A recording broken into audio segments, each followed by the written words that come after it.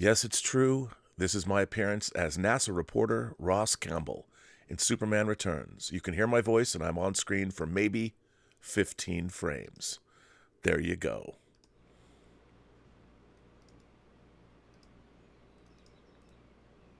Greetings, imagination connoisseurs. Once again, it is I, your Duke of Dope Discourse, Robert Meyer Burnett. I invite you to watch and listen to the Designing Hollywood podcast, brought to you by Martika Ibarra and the great, legendary Hollywood costume designer, Marilyn Vance. I am afforded the wonderful opportunity of co-hosting the show.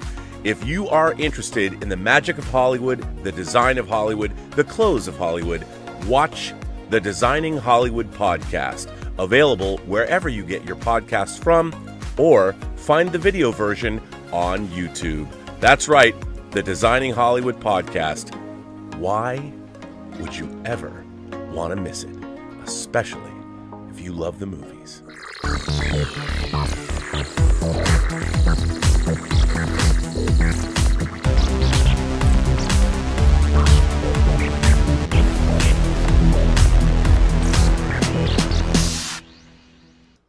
Well, greetings, imagination connoisseurs. Once again, it is I, your Duke of Dope Discourse, your master of fun and wonder, whatever. Robert Meyer Burnett. I'm also your pharaoh of physical media, and this is... Should I try and sing it again? No, I won't. It's Let's Get Physical Media, issue 95, episode 95. Call it what you want. But you know what? Let's face it. You're not here for me. You've come here for your favorite German, my favorite German, the world's favorite German, who's going to explain to us why Germany is not going to send tanks to Ukraine. That's right, all the way from Saarbrücken, Deutschland, Mr. Dieter Bastian. Dieter, how are you today? I'm feeling good, Rob. I'm working my way through God of War Ragnarok on my PS5. But stop, Rob, hold the presses. I have to paint a picture for you, Rob.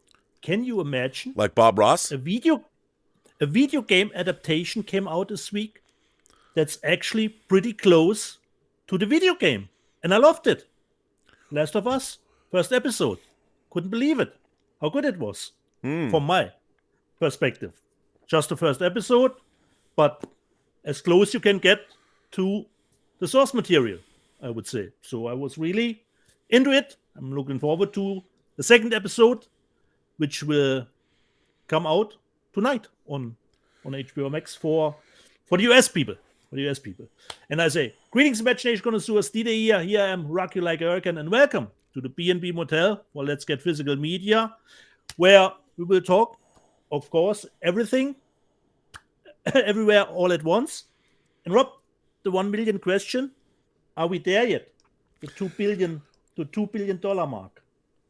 Happy days are here again. James Cameron's directed 3 $2 billion movies. There's no lyrics to this song. I'll just keep singing till everyone shuts us off. No, yes, dude. Avatar, The Way of Water, swims past $2 billion worldwide. That means James Cameron has made 3 movies in the $2 billion range. 3. Avatar, Titanic. Unbelievable. And, of course, Avatar, The Way of Water. Amazing. And I know you love to hear about the box office, so let's just jump right into it. Yeah. It's now official. By the way, this does come from Deadline. Nancy Tartaglione. I love ripping you off every Sunday morning, Nancy, so thank you for that. It's now official. James Cameron's Avatar, The Way of Water has become the 6th movie ever to cross the 2 billion mark worldwide. It is also the filmmaker's 3rd to hit the milestone alongside Titanic and the original Avatar. This mega achievement was presaged ahead of the weekend with the Globe gross on the 20th Century Studios Disney sequel. It's now at 2.024 billion. Ooh, so 2 billion, I guess 24,000, is that what it'd be? That includes 1.426 billion from overseas turnstiles, meaning, of course, 1.42 billion, almost $1.5 billion foreign. So all of you screaming fanboys, Avatar doesn't have any kind of a pop culture footprint here. Fuck off. I'm tired of hearing that. I've been hearing it for 13 years. I've been here to defend. The reason it doesn't have a pop culture footprint is because there was only one movie. There was only one film, and when it came right. out, it's made almost $3 billion. Yes, it's not a franchise property. Now it is.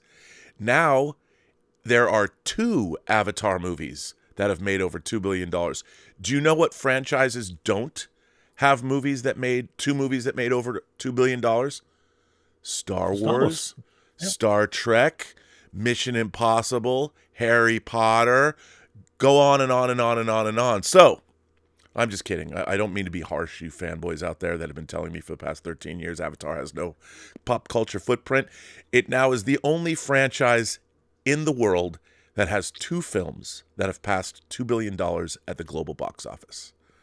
And Hot Toys has announced they're making more Avatar toys. And I think it's not too far away from The Force Awakens and Infinity War. Oh, that's correct. I think it's going to end at the number 4 position.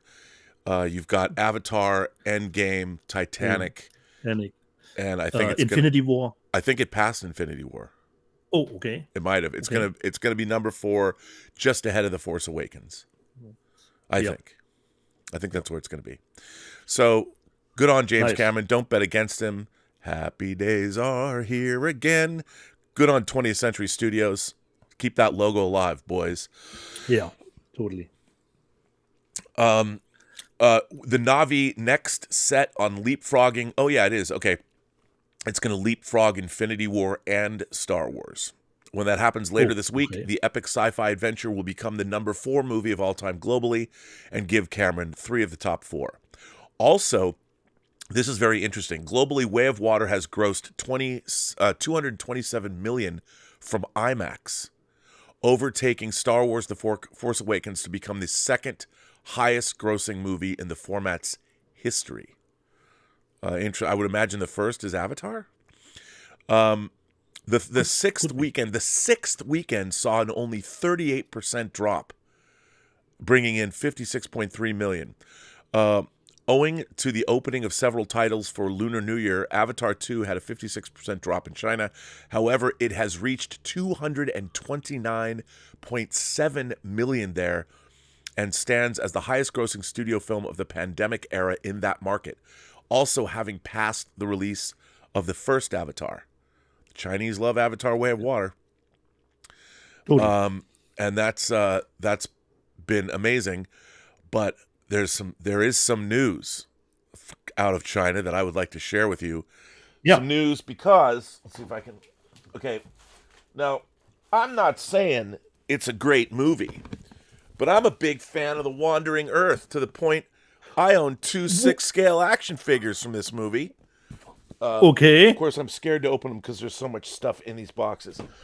But now this is very exciting. The Wandering Earth was I took Elizabeth to The Wandering Earth in the theater. Yeah. Here, we went and saw it in the theater. So let me just read this. While Avatar 2 has been enjoying a strong and now extended run in China, the focus there this weekend was the start of the Lunar New Year festival period.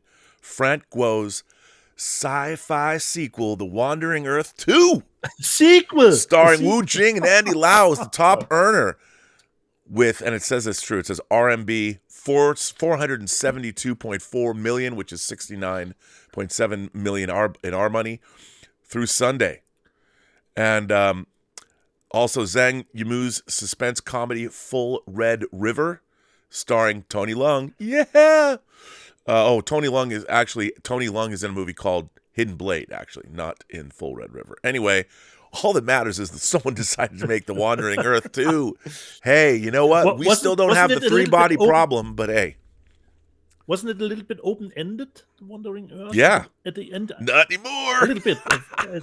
Not anymore. So, The Wandering Earth 2, look, The Wandering Earth's a little goofy, a little hard to take for American audiences. Yeah. But I can't wait to go see it in a theater. Bring it on. Bring me The Wandering Earth 2. I'm going to take my action figures out, play with them. And wasn't it in IMAX 2, Rob? Wandering Earth? Yes. yes, it was. Yes. So let's all go to The Wandering Earth 2. And by the way, I can't pronounce his name right, but if you want to read an incredible science fiction series, read the 3 books in the 3-Body Problem trilogy. They were written by the same author who wrote the novel The Wandering Earth. So, and apparently Weiss and Benioff have been working on a series adaptation of the three-body problem. And I promise you, the three-body problem will freak you out. It's a great, great, great science fiction series, but it will freak you out. I promise. Read it. So there you go. Nice. So that's really the big news. Nobody cares about box office anymore. Other than that, but since you asked, I'll tell you. Nice. The box office. Here we are. Number 1, Avatar 2. Number 2, Puss in Boots, which has made 126.4 million. The new movie hanging in there. Movie Missing has made 9.3 million this weekend. Not bad. Megan, dude. Megan, on a $17 million spend, is already up to 72.6 million. That's a big hit. A Man Called Otto, really surprising, up to 35.3 million. Go Tom Hanks.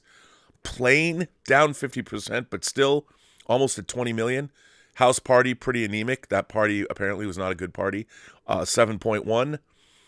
And That Time I Got, which is an animated film I know nothing about, is at 1.4 million. And bro, Wakanda Forever, hanging in there, passed 450 million at the box office. It's now at 451.8 million.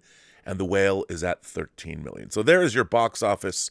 There's your box office for Sunday, January 22nd, Dieter. And I heard Wakanda Forever will get a China release too later. Yes. And if they can get, I don't think they'll be able to sneak Doctor Strange in, but if they put Doctor Strange in, somebody made a comment on Deadline that if they're able to get Doctor Strange in China, it might also cross $1 billion. Maybe. Could be. But I heard Ant-Man and Wakanda Forever will be the first 2 MCU movies back in Chinese theaters. Yeah. From the MCU. Okay. Nice. So there you go. So let's see how Avatar will end up. But you're probably right. I would say fourth place will be the final. But still note. staggering. And, it's a hit around the world. As you pointed out, Avatar is doing very, very well in Germany. Yeah, totally. I think we are internationally the 3rd best market after China and France. Yeah. Yep. So, I mean, Nice. It's Avatar. People love Avatar around the world. So it's a global hit, which is good. It's good. It brings the normal viewer out into the theaters, which normally don't go that often to the theaters.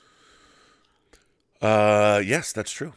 Yeah. So what is next for you, dude? What is next? First question, Rob.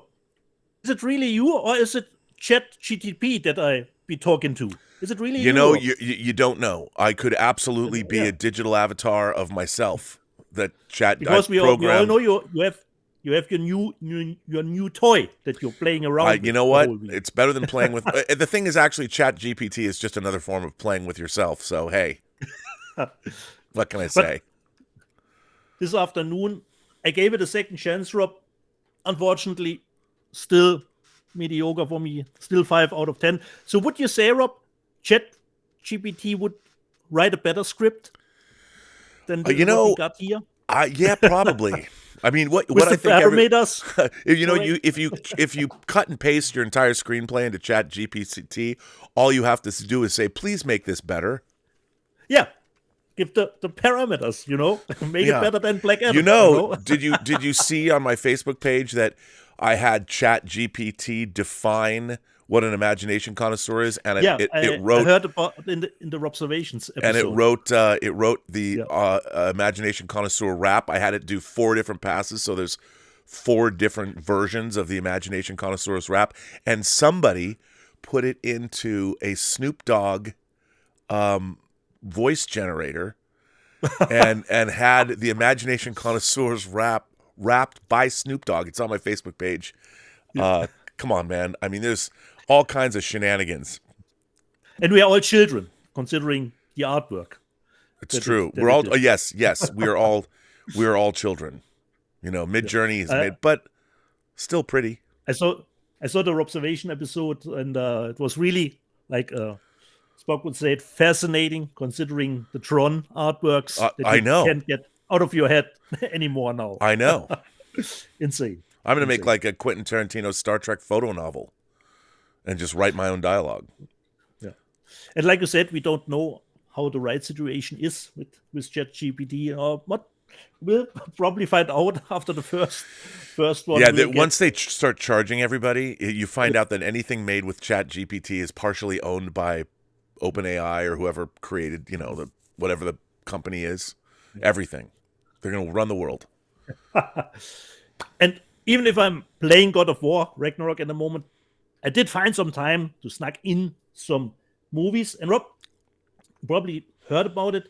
Ryo Kitamura is back, the director of Versus. Yeah. And he has a new movie out called The Price We Pay with Emil Hirsch and Steven Dorff. We all know Steven. I've heard.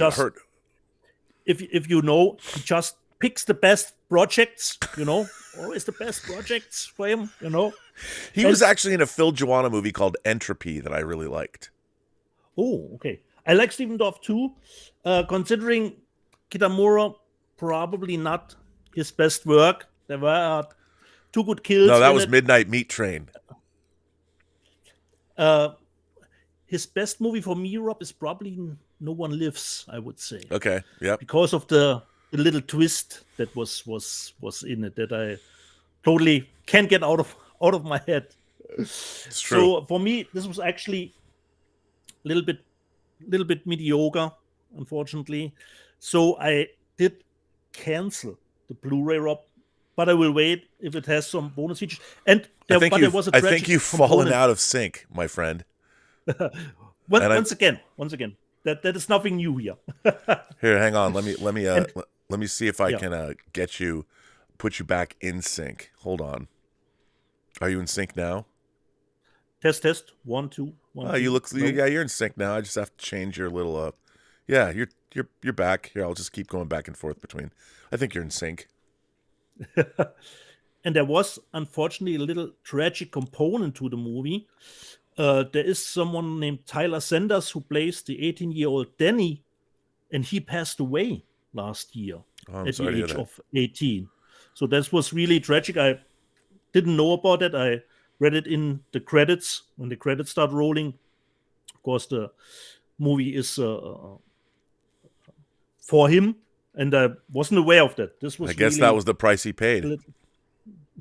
I'm sorry. Too soon? Too soon? Terrible. I'm going to get canceled for that. Someone's going to get pissed. Yesterday, I watched the movie from the director of Train to Busan, Chang-yi, which is how was that? Netflix. Unfortunately, Rob, it was good, but I was totally expecting, sci-fi action. Yeah, that's what they're selling it as. Yeah, but he tries almost the same thing as in Train to Busan. The heart of the movie is actually the connection between the mother, the AI cyborg mother, and her daughter. Is actually the heart of the movie, and then you will get some sci-fi action around it. But the world around the movie is not really shown that much, and it plays out considering the cyborg almost in a simulation only. So for me, it's okay movie, but unfortunately not the biggest. That's kind of a bait and switch because the trailer for it looked great, and it really emphasized the sci-fi action nature of it all. Yeah. And of course, it has all, the remembrance to other movies like Ghost in the Shell, I, Robot, a little bit of Edge of Tomorrow is in it, a little bit Terminator vibe. So you get a lot of stuff that you already seen in other movies. Then the last streaming movie I watched at the beginning of the week, Rob, I don't know if you heard about it, on Shudder, I watched Burial, which was a nice concept, but the movie didn't wow me enough because, Rob, they travel with the remains of Adolf through the towns. Yeah, they have the body. They have the body of the Führer. Are you allowed to watch this stuff in Germany? Don't they have rules against that? Unfortunately, not at the moment, Rob. At the moment. Okay. Because the movie is not out here, Rob. Perhaps that's the reason. It is on Shudder, Burial. and it has a great concept, but the movie itself was a little bit. The action was mediocre in it because there's a German splitter group who wants to, of course, get the body of Adolf. And it seemed, since it was on Shutter Rob, I was expecting, just with Zhang-Yi, I was expecting sci-fi action. It has it, but not to the extent that I would want it. And since Burial is on Shutter, I expected a horror movie, Rob. But Burial is actually not really a horror movie, okay? So it you would think it has some supernatural element to it, but it doesn't. It doesn't. That's So interesting. if you want to see someone carrying Adolf through the towns in a because you think of a supernatural element because the coffin, which Adolf is in, they bury that coffin every night and then dug it up again. So you would think there is some supernatural element to the movie, but it isn't. Is it based on a true story? It's not, is it?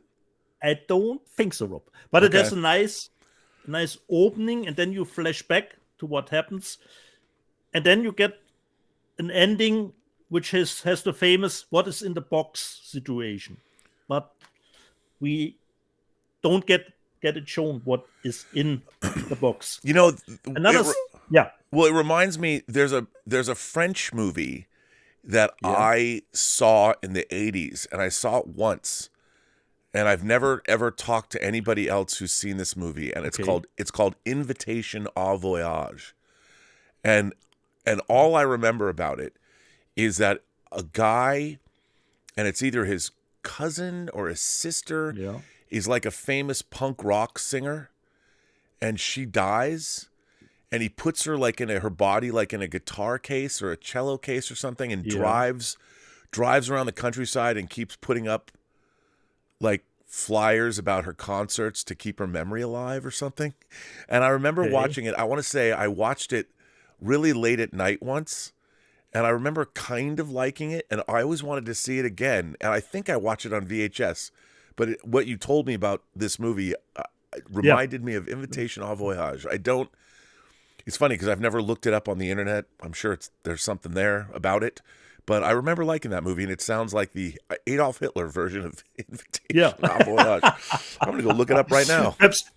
Perhaps they have seen that movie and took the inspiration from there. I have no idea. Well, Invitation au Voyage, I'm sure that everybody is now wondering about this movie. Yeah. I've never heard. Invitation au Voyage was made in 1982. Okay. And here's what the IMDb says. Young lovers ask, what would you do if I died? In this case, the young lovers are twins. Nina and Lucian, brother and sister. He answers, I'll make you live again. Then in an accident, Nina dies. She's been a rocker on the rise, taking Lucian out of a stable where he worked and bringing him into the music business. He steals her body in the case of a bass fiddle, straps it to the top of his car, and travels across France. He picks up a hitchhiker, helps a Turk he bumps into on the road, visits his birthplace and a boyhood friend, and reaches a seaport. And along the way, he listens to Nina's music, pastes up her posters, and remembers. How will he make her live again? Well, you know what? It's got a cool poster, and now I want to see this movie. And I think it only exists on VHS because there's only a picture of the VHS tape. So there's a lost film. Come on, Invitation au Voyage fans. Come on, Vinegar Syndrome. Come on, Second Sight. Come on, Criterion. It's French. Put it out. I need to see it again in 4K, preferably. It's 133 minutes. Or it's 1 hour and 33 minutes. Oh, you know what?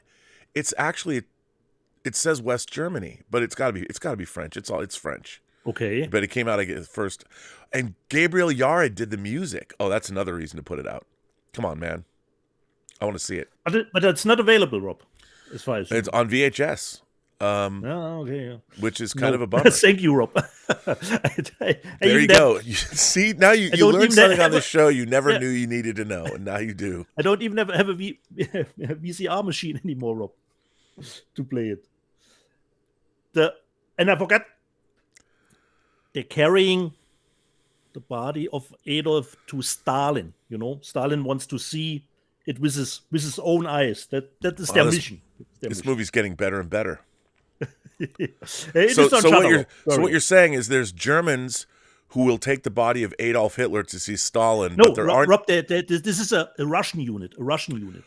Oh, it's a Russian unit who has the body to take it to see Stalin. I see. I was going to make a joke, but I won't make that joke now. And I would have loved if the movie did play a little more with different languages, considering the different groups. One thing I have no interest in seeing because I have no affiliation with the Scooby-Doo stuff. Just quick, I know Velma did get into rough spots on the internet, and I have seen on the IMDb the rating is at 1.3 out of 10. And what I like to do, Rob, is just go through the reviews, the headlines, and I don't care if there's spots or it's not the truth.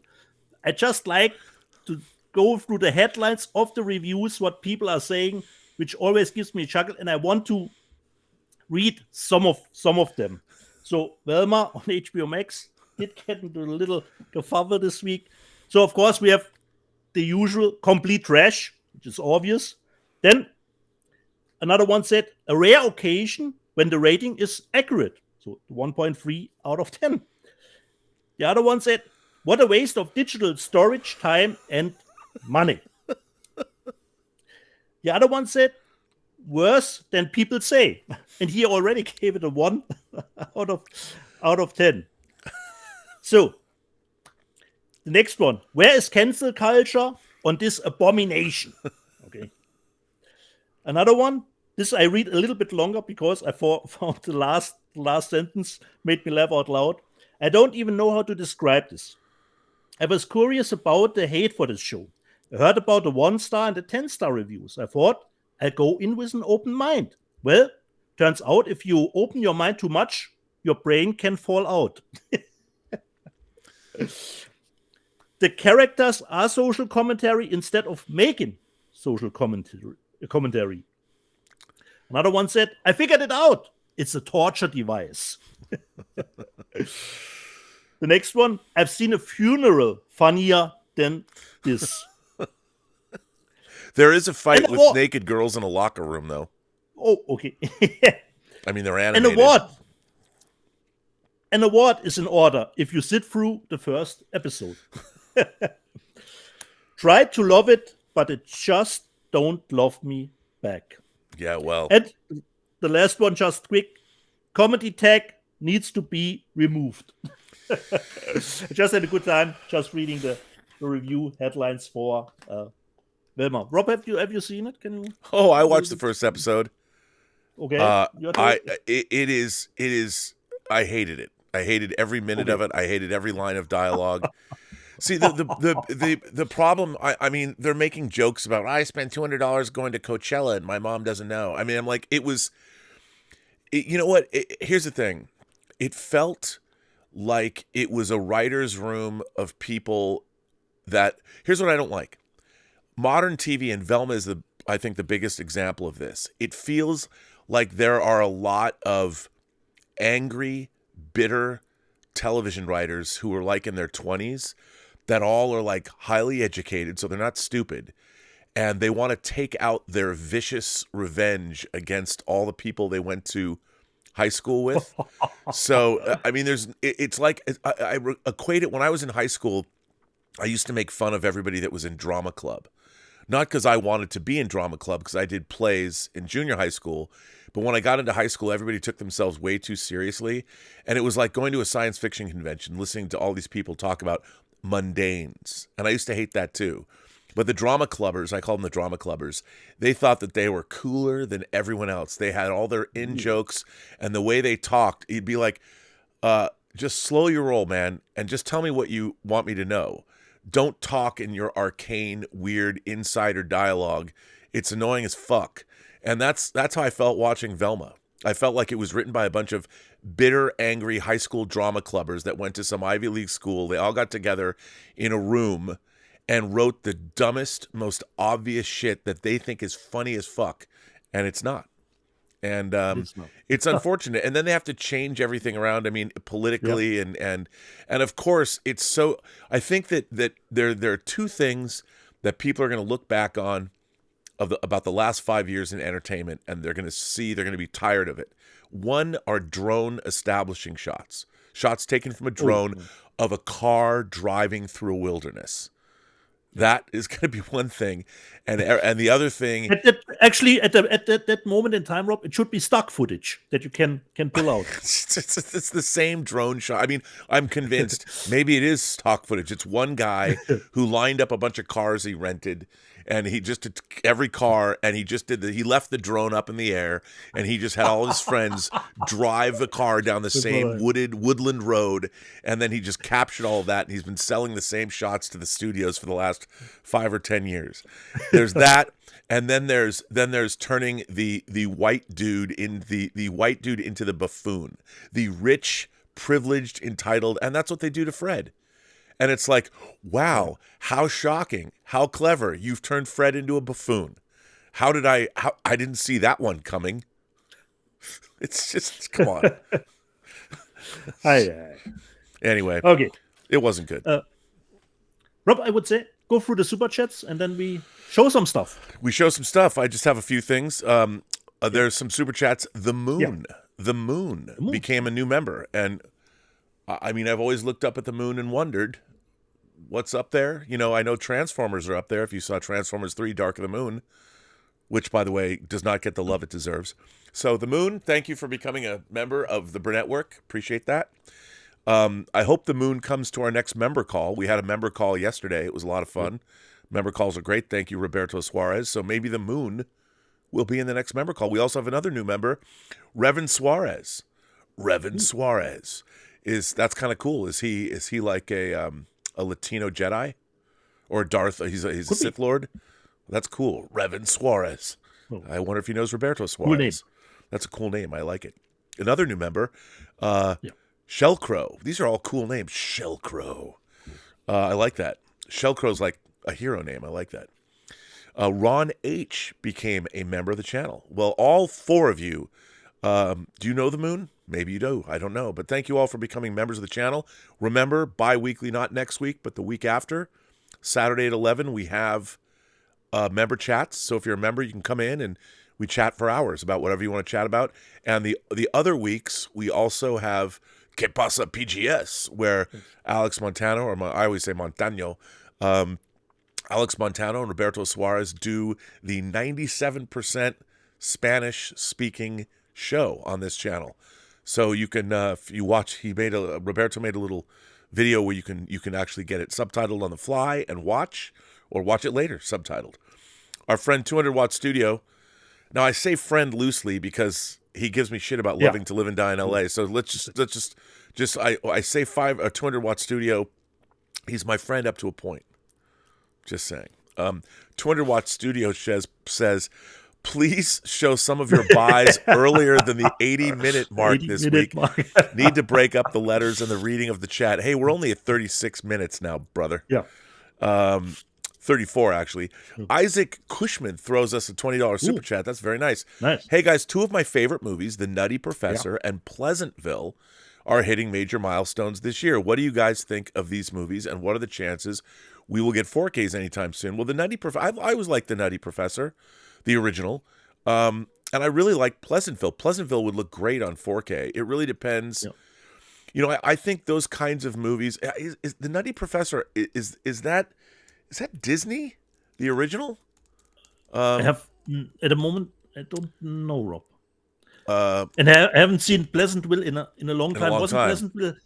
Didn't have Pleasantville that nice New Line snapper DVD case that you could fold out? Yeah, it's not. I don't know why I thought it was I think Disney. It was a it's not. Platinum edition back in the day. Pleasantville. I will tell you though, The Nutty Professor is actually Paramount, and the unofficial sponsor of this channel is of course Kino Lorber, and so shout out to Kino, and I got some goodies from you. I'll show. So Kino Lorber, Paramount has been feeding, which I do not understand, but I love that they're doing it. Yeah. Paramount has been giving Kino Lorber a lot of masters to put out, like Kino Lorber sent me Indecent Proposal, Adrian Lyne's Indecent Proposal in 4K. I have that now. Robert De Niro and Ed Norton in The Score. So, and I have one this week. I have a 4K that I was really excited to get from Kino. I'm surprised that Paramount is not releasing these things, Yeah. but The Nutty Professor, I could definitely see The Nutty Professor coming out because I think, it's a Jerry Lewis movie, came out in 63. I mean, it's what I think. I mean, it's one of Jerry Lewis's best movies. I mean, I remember when I was a kid, I loved The Nutty Professor. I thought it was great. So I could see Kino Lorber putting it out in 4K. I could see that happening if somebody does a master and says, okay, that would mean it's what, 60 years old? Yeah, it'd be 60. Yeah. 60th anniversary. They love putting out old movies for anniversaries, so I could see that happening. That would be cool. And Pleasantville, I could see that happening as well. So Isaac, thanks for supporting the channel, but I think both of those movies are good candidates for 4K releases. Pleasantville is a great movie. I really love Pleasantville, and it would look great, the switch between black and white to color. Black and white, I'd love to see that. Good call there. I have no knowledge of that, but we'll definitely keep our eyes out because obviously I look and see what's been announced every week. That is coming to 4K. So, and it's probably good if Kino Lorber does it because Paramount with their releases these days are a little bit 50-50. You don't know actually with the new ones what you get. It could be terrific, but it could be a little bit lackluster. Yeah, I mean, and again, it's hard to say when you're dealing with, and I'll talk about that when I show what Kino Lorber sent me because there's a little bit of controversy. But yes, and 200 Watt Studio comes back with a very nice super chat. Thank you, 200 Watt Studio. Maybe you're my friend again. Oh wait, hang on. The only reason Avatar made $2 billion is because of sucking up to China. Top Gun Maverick is a much better film, and it made its $1.5 billion without China. Avatar's cultural footprint is planted in China, not here. Come on, man. The world loves Avatar. Don't be dissing on James Cameron. And China's 600 million domestic. Well, it's a nice change. And here's look, it's a nice fair change. While I don't believe, I think that China has it's got its own problems. But you know what? The Chinese are trying to make more sci-fi films. That's hence The Wandering Earth 2. So if I can get which I didn't expect we'll get a sequel. That was not on my 2023 bingo card. I guess it should have been because The Wandering Earth was a huge hit in China. Yeah. It made close to $1 billion, I think. Something enormous like that. But I don't know the money exactly, but it was like you said, a huge hit. Avatar 2 did not make $2 billion just because it's sucking up to China. If you look at the dollars it made here, if you look at our dollars, if you translate them, I don't even think it made 100 million in China. They said it made 220 something in their money, but what is it? Is it yuan? What is it? What is it in China? Yen. No, that's Japanese. Japan, yeah. Yeah, was it the yuan? I don't know, but there you go. And as long as I get my Wandering Earth 2, and I can open up my 6-scale figures. They're beautiful. Anyway, so even if we would put a China box office away, it would still have made more than Top Gun Maverick. Yeah. Marco Lanny has been a member for 15 months. Hello, Marco. And our friend Jer Mannanen, who sent me his role-playing game, which is really very, very cool. Okay. And now, okay, 200 Watt Studio, he sent a third super chat in, and he's just endeared himself to me. Anything I say in the last two, he's now endeared himself to me because he says, Rob, so HBO Max has Strange Days cropped to 185.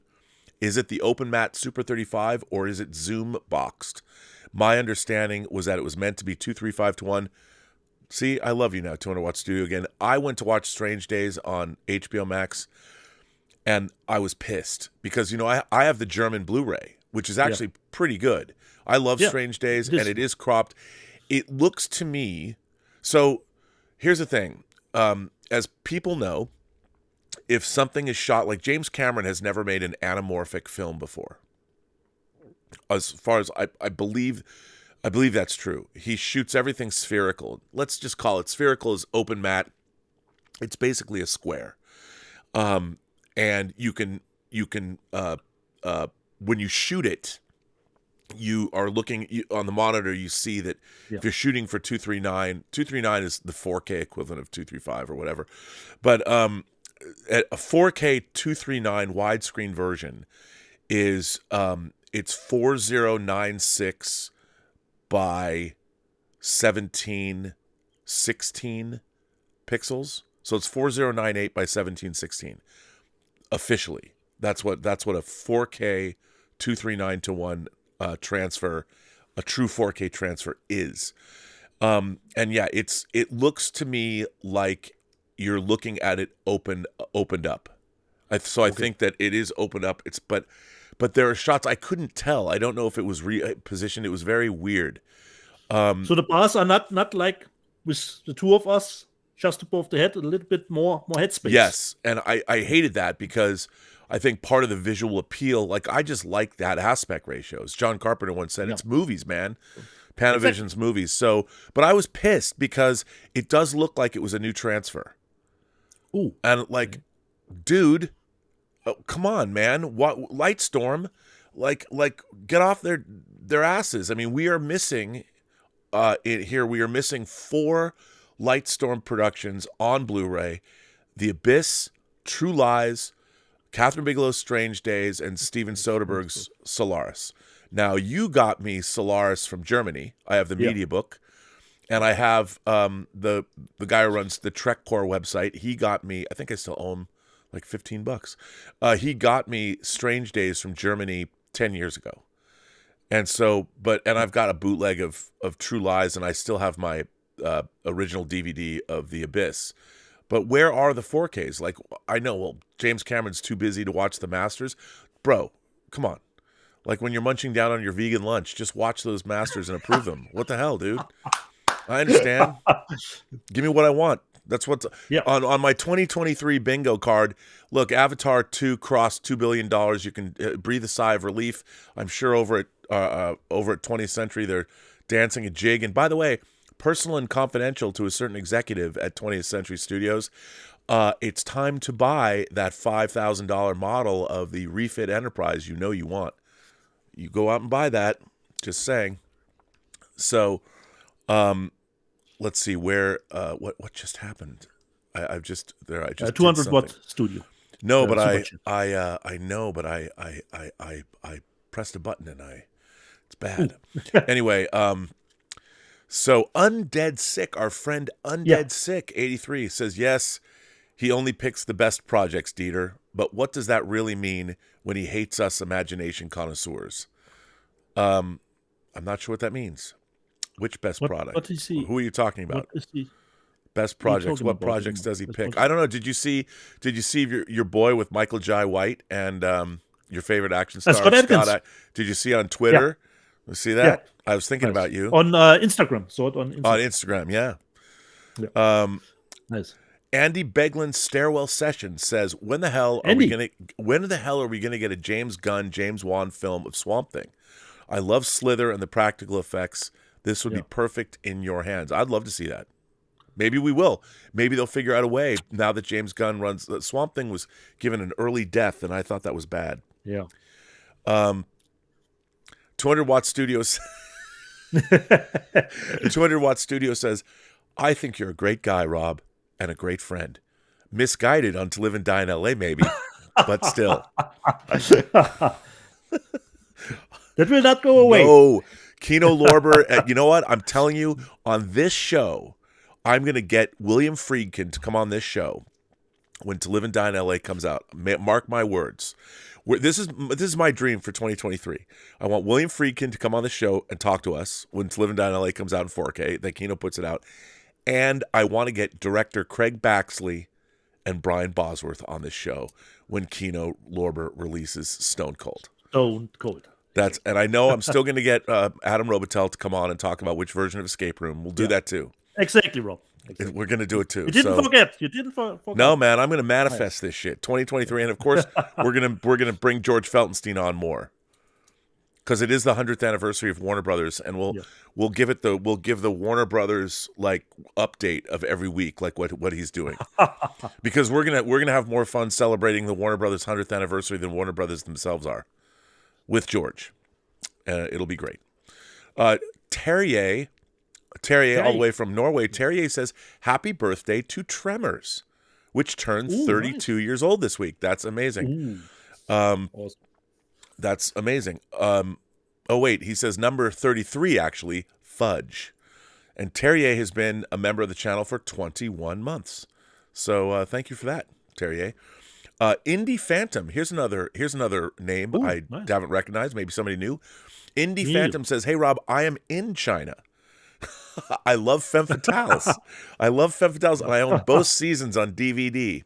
Flicks I own in the most physical formats are Body Double, New York Ripper, and JFK." That's what a great.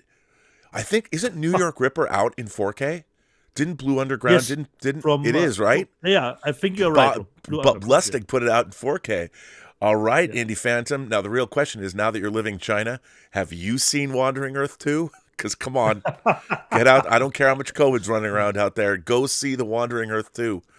And first of all, for the love that you're giving to Femme Fatales. Femme Fatales is a TV show. I directed 5 episodes of that show, although I do kind of disown what they did to Libra, which is the last episode of the series. Even though I directed that, my cut was better. Just saying. I don't even get an editorial credit on that. I directed and edited my own episodes, but not Libra was going to be a backdoor pilot for a series, and they took it out of my hands and turned it into something. But what can I tell you? Story of your life, Rob. I know, right? Everyone's taking stuff out of my hands. I get it. They tried to make it a backdoor pilot.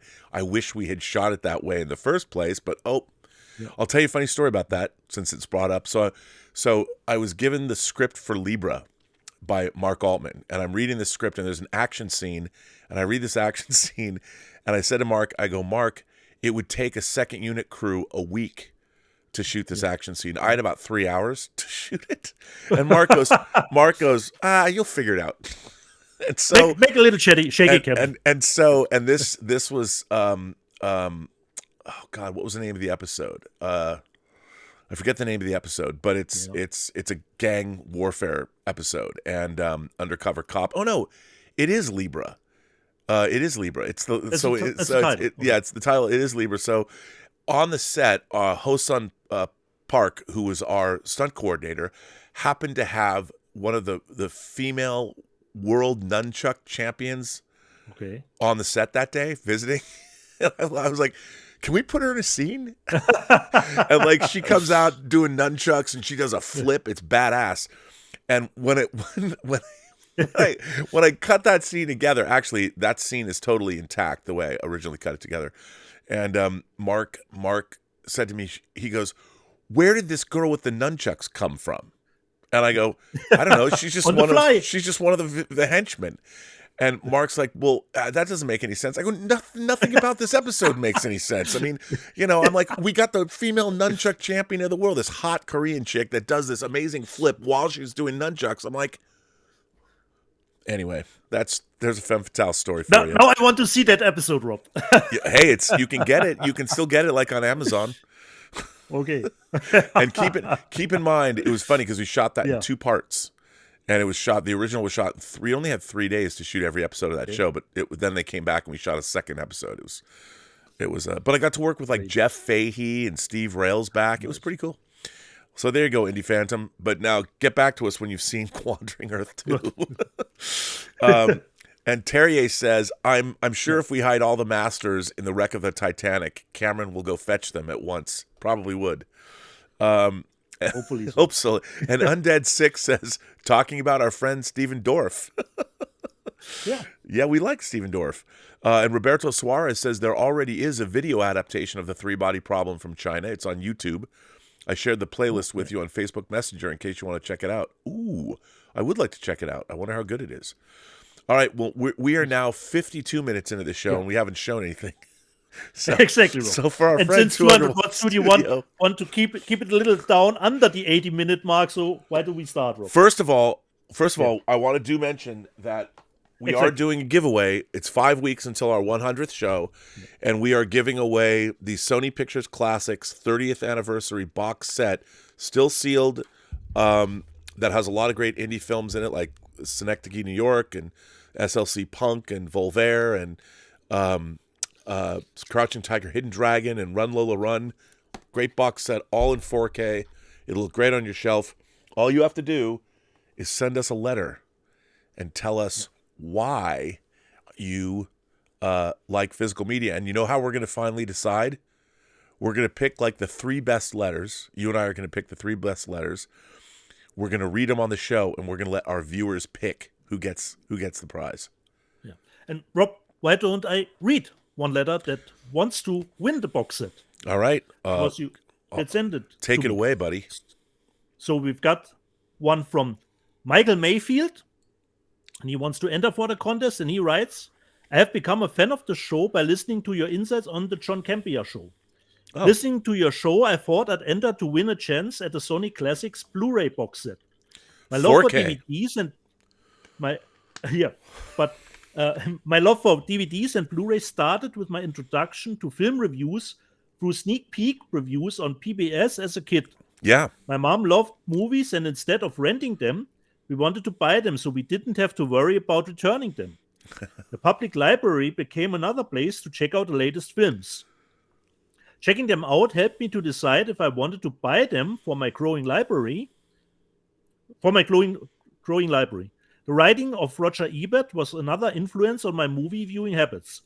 In reading his reviews, they gave me some much needed insight into films I heard about but wanted to see and add to my video library. One year I decided to watch his list of great films.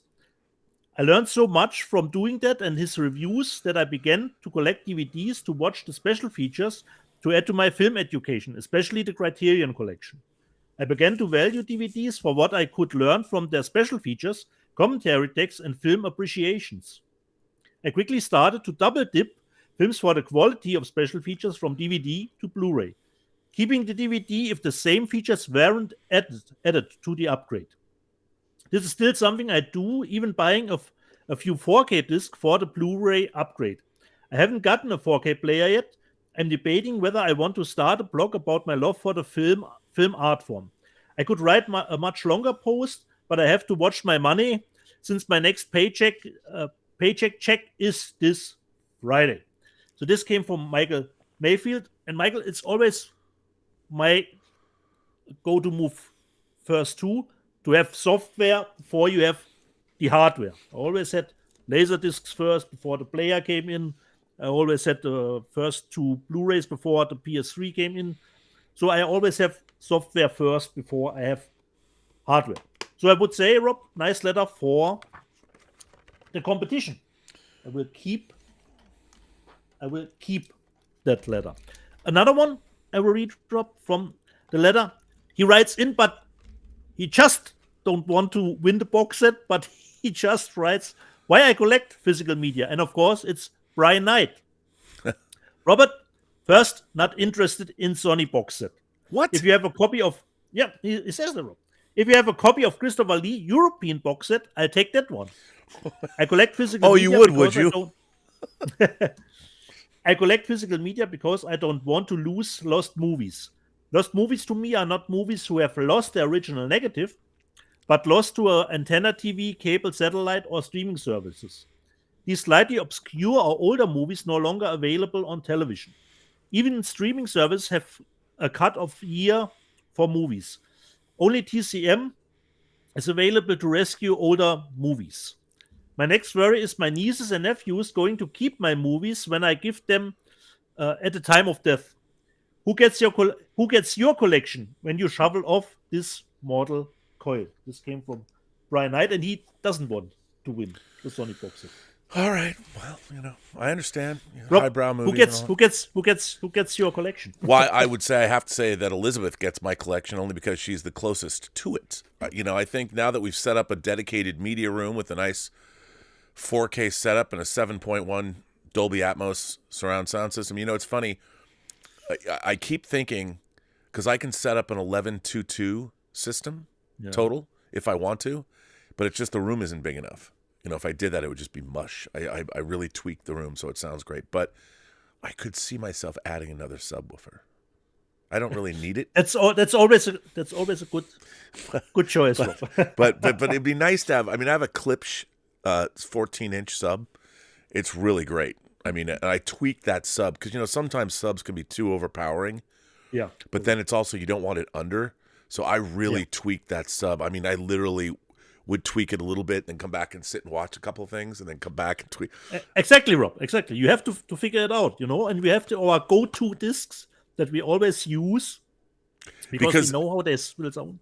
Even with the calibration, how they have to sound. The calibration tools you can use only take you so far. Because for the room, and even though I've got a microphone that balances out and the white noise and all that, I've got that. I've never had a more satisfying experience tweaking a subwoofer, and I don't know what would happen if I got a matching Klipsch 14-inch sub on the other side. I would leave the settings the same, but would it be too overpowering? And in the size of the room, do I really need a second subwoofer? But you know what? It'd be cool if I did. It'd be cool. Say, man, you got a joint? No, it'd be a lot cooler if you did. So just one scene I like to use is from the first Transformers movie. It's the shot in slow motion when the Transformer is jumping over the girl. The girl is watching, and you hear the sub going really, really low, because I remember that scene already was taking my breath away in the theater. So I always use that as one of the scenes. You know what surprisingly has become one of my go-to subwoofer demo things, or that I use? Yeah. The beginning of Blade Runner. Vangelis's score. The it's those bass hits. Insane. And when I put it on, everybody who's I go, watch this. Because you got the little scroll, and it's like quiet, and then it goes Los Angeles 2019. Everyone freaks out because I crank it up. People freak out. And also another great demo scene is the beginning of Gladiator, the Battle of Germania, because if your surround speakers are properly placed, like when you hear the catapults shoot, when the catapults go off, they start in the back rear surrounds, and they'll move. You'll hear the catapult go, and the metal scraping will move forward. It's awesome. That battle, the Battle of Germania, is dope. I mean, the sound mix on that is really fantastic. And then of course, the new gold standard of anything is Dune. The Dune, that music, that percussion music. Yeah. Because even before the logo comes on, you hear the voice, I guess the Sardaukar, whatever that. You hear the voice, and then the Warner Brothers logo starts, and the Legendary logo, the music over the Legendary logo. It feels. I've never heard music recorded for a movie that sounds as good as that percussion. And the voice speaking immediately at the beginning is it's totally out of nowhere. It's out of nowhere, and it's fantastic. That sound mix, I don't know. The funny thing about it is, if the next time I make a movie, and I will make another movie, I don't even know how to explain to somebody. Like, if you listen to the sound mixes of Blade Runner 2049 and Dune, both are Denis Villeneuve movies, I wouldn't even know how to explain. Like, all I would do is I'd have to take my sound mixing team, and hopefully you could get the entire sound mixing team, expensive, but bring them in and sit in a room and just go, this is what I want. Because I've never, as a post supervisor, I've sat in so many sound mixes, and I'm like, I don't know how they did that. Like, I don't know how you recorded the score for, I know it's a lot of electronic and they recorded weird instruments, but it's amazing. I know people are not even watching the show anymore. I don't know. Is it the same sound team for both? You know what? To be honest, I've never looked at the credits. I would imagine a lot of people keep the same. I would imagine. Yeah, but it is this. I think the sound mixes, and yes, there are different kinds of sound mixes, but both Blade Runner 2049 and Dune are, in my mind, two of the most impressive sound mixes I've ever heard. And the way they used music in the scores for those movies and the way they become part of the ambient. It's insane. Because it's always tricky to get the balance right, because they're always competing against each other, the music and the sound effects. Kondo 007 says, try the start of the Turbine release of The Frighteners. Oh my God, the Atmos demo. I need to get that. I hope it's still available. I've been slack. Yeah, it's still available, Rob. I've still got to get that. The only thing is, I don't love The Frighteners, but I know I need to have it in my collection. And then I can understand, Rob, why you're hesitant to get it. I'm not hesitant. I just, I just haven't bought it. Of course, then you look at a lot of the crap that I do have. Like, wait a minute, you're not going to get Peter Jackson's The Frighteners, and you have a Sex World in 4K from Vinegar Syndrome?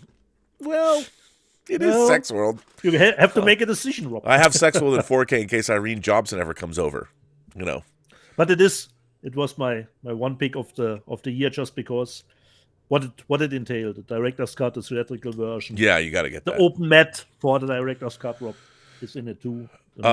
200 Watt Studio says, I have the Femme Fatales box set. I need you to sign it sometime. I will sign it. And HBO Max, the HBO Max version of Solaris is 239-1, but is it in 4K? That's what I'd like to see. You know what? I didn't realize HBO Max had Solaris. I got to go watch that because Solaris is one beautiful movie, and it's got a great score. It's very hypnotic. Yeah. Isaac Cushman says, did either of you check out Earth Girls Are Easy Blu-ray? I have not, and I like that movie. No. I should pick that up. I like that movie. Demetrius Deanda says, hello, I just wanted to say much love to you both. I recently grabbed Baron Munchausen and Groundhog Day on 4K. Nice. Criterion. The Steelbook probably for Groundhog Day. Yeah, those came out. I didn't get either one of those, but I'm going to get them. Criterion put out Munchausen, and we'll talk about it later, but they just announced a few more 4K titles. But anyway, wait, we're now at 62 minutes, and we haven't shown anything. Who starts, Rob? I can start. Okay, I'm going to. I only have a few things. Now, this is my favorite movie that J.J. Abrams has ever been involved with. Cloverfield. Nice. I got Now, this is in one of my cases. I put my 4K discs in these cases. I love this steelbook. So I love the fact that it's got the camera on the front, and cleverly, it's one of those plastic sleeves. So you take it out. Nice. And one of the reasons I put these in these plastic sleeves is because these have a tendency to get damaged. But if you leave them in here, they don't. It was not too thick with the sleeve to get in? No, not at all. Okay. Not at all. And it slides in and out. I really haven't looked on the inside what's in here. It's not that much, but hey, it's images. I like this movie, and surprisingly, me too. I think this movie's really good. It's a great kaiju movie. I think it's terrific, and it's also one of my favorite found footage movies ever. Yeah. And it's very funny because I had the Blu-ray, and I showed it to Elizabeth. She'd never seen it. And the Blu-ray, the last 15 minutes, it just didn't work. So I was like, I was going to replace it, but, they put this out, Cloverfield, on 4K. You only have to get through the first 20 minutes for me, for the first 20 and 25 minutes. And the movie has no verisimilitude because no camcorder would record that kind of sound. Yeah, it's true. I mean, the sound mix is superb. Now, I only got 2 other discs. Thank you, Kino Lorber. Shout out to Matt from Kino Lorber. Kino Lorber, not only do they send me 4K discs, but they send them to me before they're out, which I love. And this, and I looked at this transfer. Again, this came from Paramount, going to Kino Lorber. The original Italian Job, Noel Coward, Michael Caine. I love this movie. I now have it in 4K. Thank you, Kino Lorber, for putting this out. And thanks for sending it to me. Everybody should order this. And I'm not just saying that. Well, I am saying it. A Kino Lorber can do no wrong. I'm their paid shill, just so you know. Thank you for sending me free discs, Kino Lorber, in 4K, because I actually put them on and watch them, because I'm very curious. They're getting transfers from different places. And I'm curious because the Usual Suspects disc they put out looked spectacular, despite people bitching. It looks spectacular. And they put my special features that I produced on it. So thank you, Kino Lorber. They also put out the original Death Wish in 4K. Nice. Now this, it doesn't say. And there's some controversy, I think, about this title. Yes, and this is what I was going to say. I think it was Robert Harris. It does say that this is a brand new HDR Dolby Vision master from a 4K scan of the 35 original negative. Now, Robert Harris, the great film restorer, was bitching about this, and he said it might be the first 2K HDR disc, that it does have HDR, but he wasn't convinced. Now, I have not watched this all the way through. I did put it on, and it didn't look as great as I hoped it would. But it's Death Wish. Like, how good is this movie going to look? I don't know. And I'll tell you, I do want to watch it all the way through because Robert Harris, I think it was Robert Harris, I want to say it's Robert Harris, was talking about this and kind of went off on a whole tirade. Now, I don't blame Kino Lorber if they get masters that are, especially if they don't oversee the masters themselves. But I'm happy to have Death Wish to add it to my collection, but I haven't watched it all the way through. So those are the only discs that I got this week. So there you go. Okay. There was just nothing, I didn't pick up Baron Munchausen because it's Criterion, and I'm going to get it at the next Criterion sale. That's probably why they have to lay people off. But now, what about you? I turn it over. Did the trash panda, did you get some panda trash today? Fresh bamboo, you want to know if I got some fresh bamboo. Did you get some, fresh bamboo. Did you? I got a Schnäppchen, Rob. And I didn't bought the movie in 4K, perhaps somewhere down the line, because this was really a Schnäppchen, and I wanted to get the O-ring from Spain. I bought this from Spain. I bought Smile with this. Wow, that's cool. So I love that cover. It's just the Blu-ray, but I wanted just to get this O-ring. But this was really nicely price reduced, so I couldn't say no. But it's not the 4K disc. It's the Blu-ray. So this came from Spain. I love that you bought a disc just to get the O-ring.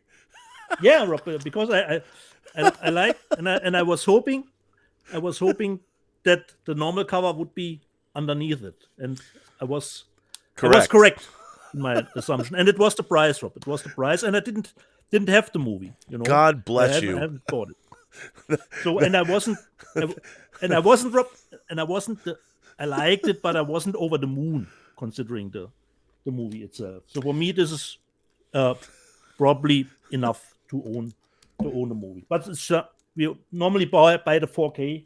If a 4K it's out, but here I just said, okay, for this price, I will get this one. The next one I already shown, perhaps 1 month back in the day, because Paul from Twinflix got it for me a little bit early. But even if I wasn't a big fan of the sequel, I had to get the German Media Book 2 because I have the German Media Book from the first one.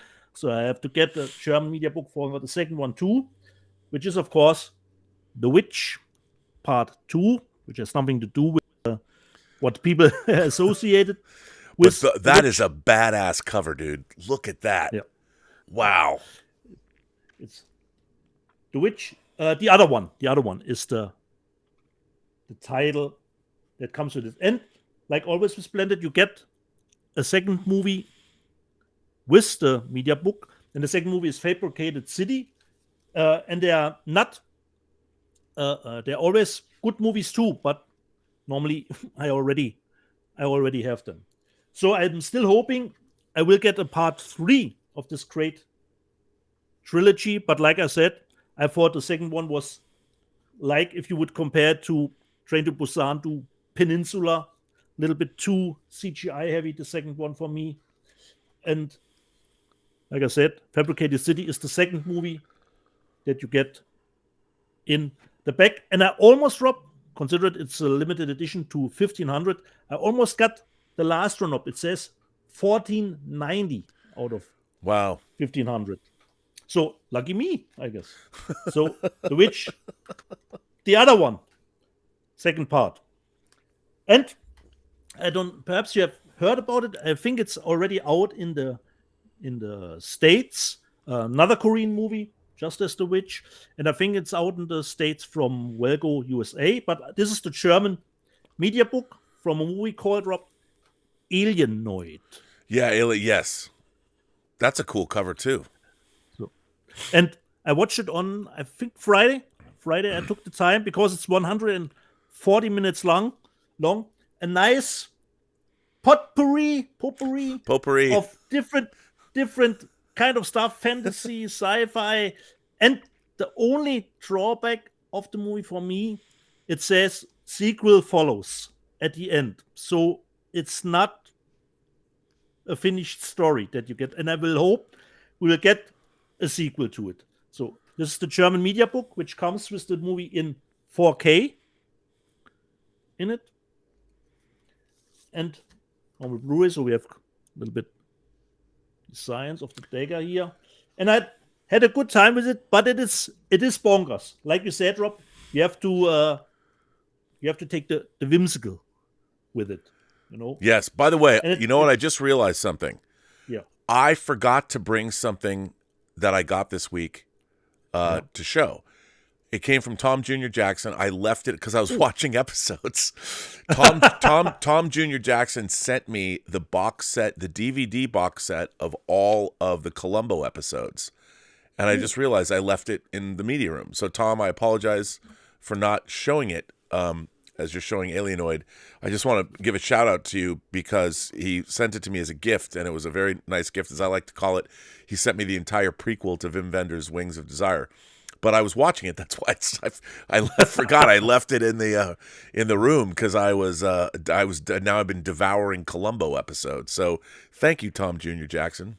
Thank you for that. Sorry, I didn't mean to interrupt you. I did mean to interrupt you. No interruption. This was my first 3, and I have a box with other stuff, but I would want to keep it that, more to the end.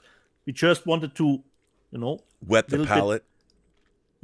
Give 200 Watt Studio his a little bit of a first take before I get to the other stuff. Rob, should we do some letters or have you some super chats now? Yeah, we got Demetrius Deanda says, I guess I am a trash panda in some ways. I have and love 2 separate Blu-rays of 1993's Super Mario Brothers. It's a horrible movie, but I love it. I worked on that movie for a while. Great. Believe it or not, when it was going to be, I think Greg Champion's version, the guy who directed Mom and Dad Save the World, then they totally revamped it to what it became. 200 Watt Studio said, how could you leave out Benny Hill and the Italian Job? I didn't mean to leave out Benny Hill and the Italian Job. I was just, showing what was on the cover. But yes, Benny Hill and the Italian Job. Actually, if you look at Benny Hill, I keep thinking of the theme song now in my mind. The Italian Job is quintessential British cinema from the late 60s. It has so many great British actors in it. Benny Hill, but it is like one of the ultimate swing in London movies. So, I mean, it's pretty great. And in addition to Benny Hill, it has a lot of great British actors. And by the way, this also has it's chock-a-block full of special features. Nice. Which I didn't really delve into. Or imported? No, it says that they're ported over. There are not any. It doesn't look like there's new stuff on here, but they did bring over all the stuff that existed on previous releases. So that's cool. Normally they mention it on the back with new. Yeah, they do. It's the documentaries they say are from 2002. So there you go. I didn't mean to leave out Benny Hill. I'm sorry. Demetrius Deanda says, what are your thoughts on Kino Lorber releasing Pretty Baby? Definitely an interesting release. Well, for those of you who don't know, Pretty Baby, here is this is what the one sheet looked like. Pretty Baby is a 1978 movie directed by Louis Malle that stars Susan Sarandon is in it. And Brooke Shields is a 12-year-old. She plays a 12-year-old, well, prostitute.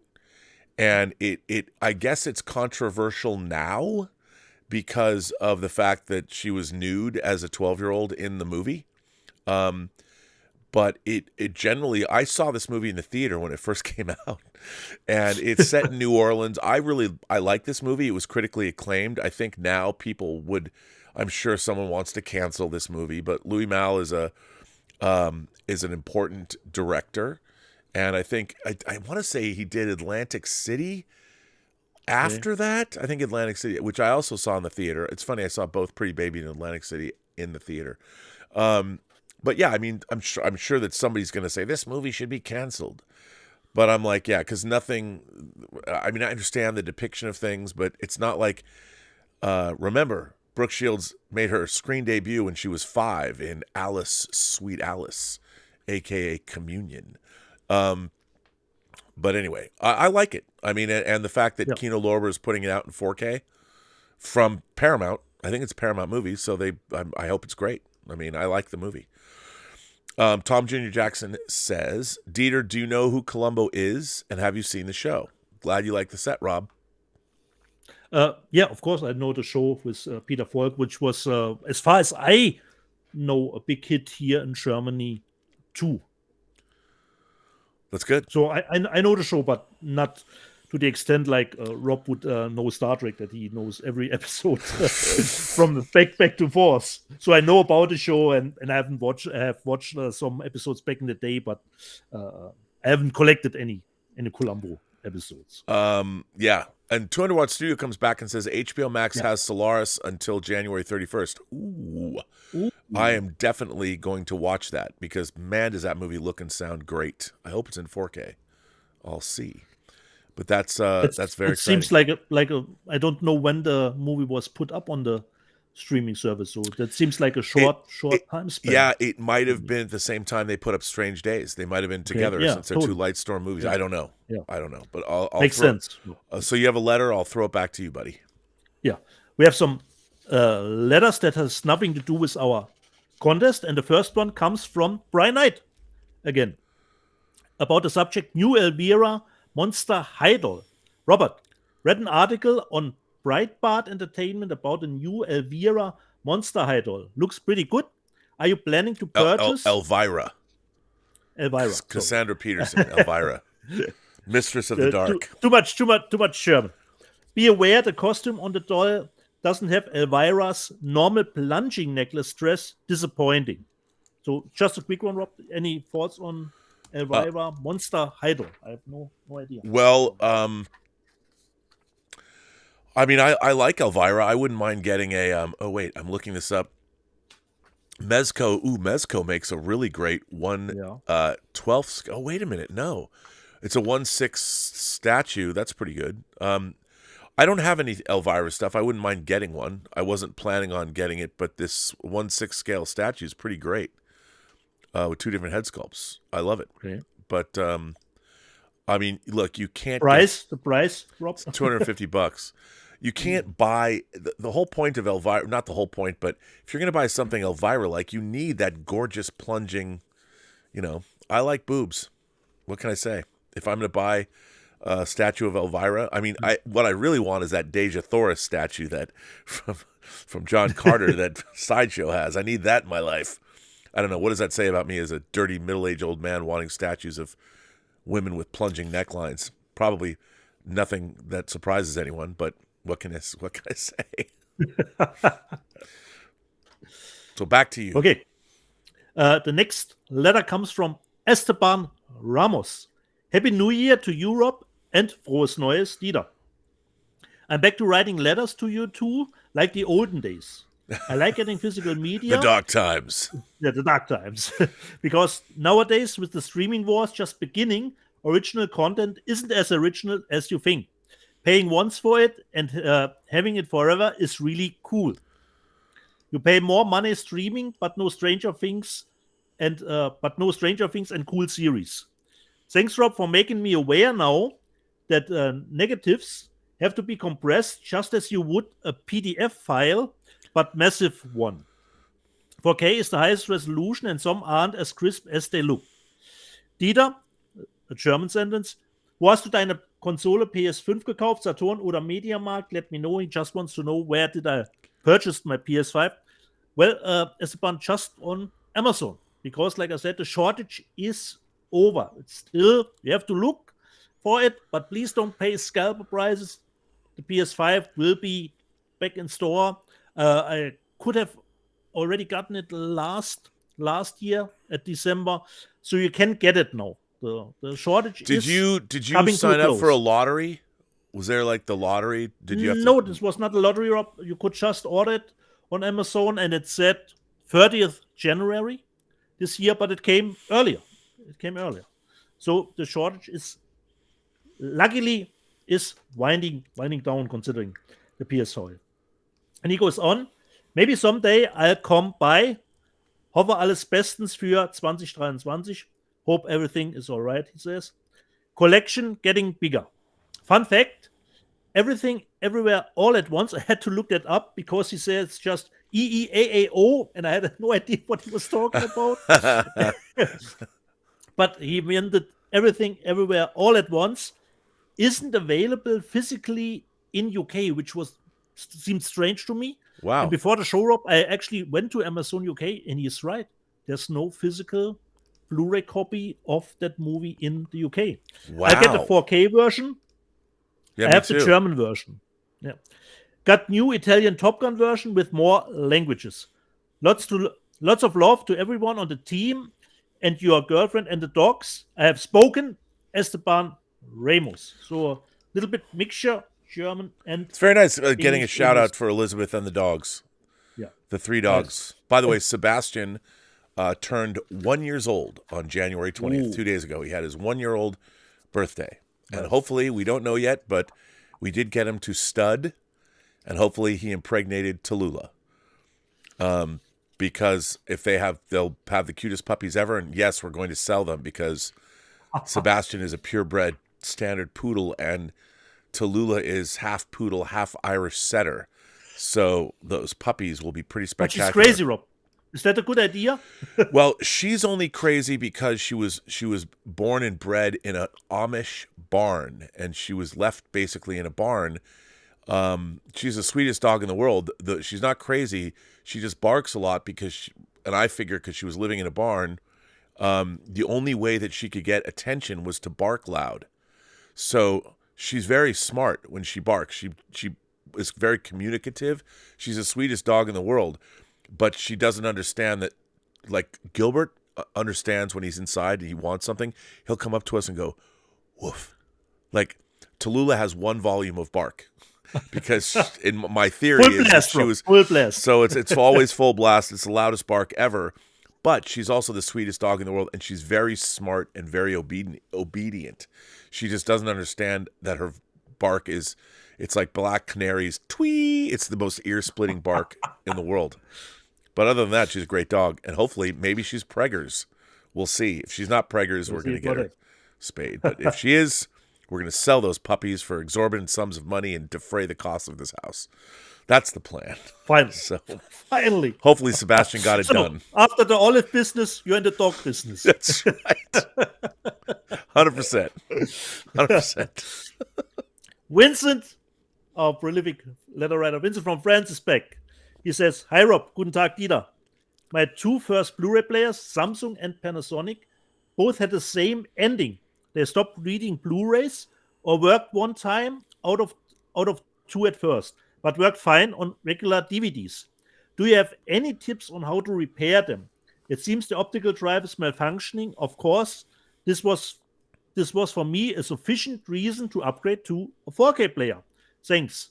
So, Vincent, I am not a technician, so I have no idea how to repair them. Just, I'm curious. I had one Panasonic that had at one point problems to read some discs, and I contacted their service, and the player I didn't have to bring it I didn't have to ship it out. They did send someone to collect it, and I put in the discs which were problematic, and I got it back, I think, a week later, and everything was fine. But considering how to repair them, Rob, do you know how to repair? Well, I've done some repairs, and I've also modified players before for multi-region stuff. But if it's an optical drive issue, that's problematic. But it could be a software issue too, and you might want to check to see if there's a firmware update. And Yeah, exactly. that could be it, because basically Blu-rays unlike DVDs, Blu-rays and 4Ks are more like computer programs. So, whereas a DVD, you just put the DVD in and start playing it. But that isn't the case with Blu-rays and 4Ks. So this is a big oversimplification. But firmware updates, people forget, can maybe solve the problem. Exactly. If it's an optical drive issue, then you have to have the optical drive replaced. And you have to ask yourself, is it worth... And this is going to be a continuing problem for people that are physical media fans. You have to make sure, because there are fewer and fewer people making disc players. And that's the thing. Like, I want to get this $1,500. I wish there was, like, action figures. I wish I could pay something off over time. Like, take $10 out of my account every month and in a year, ship it to me, or every week. However, I mean, but there are the two players I want to buy. One is $1,500 and one is $3,000. And I figure those two players will do me until I'm dead. Because I was thinking, I was looking through my CD collection. I have CDs that I bought that were manufactured in 1983, and they still play.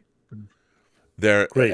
And I do not have 40 years. Not to be morbid, but I will not be alive in 40 years. I don't think. If I'm alive, it'll be a miracle.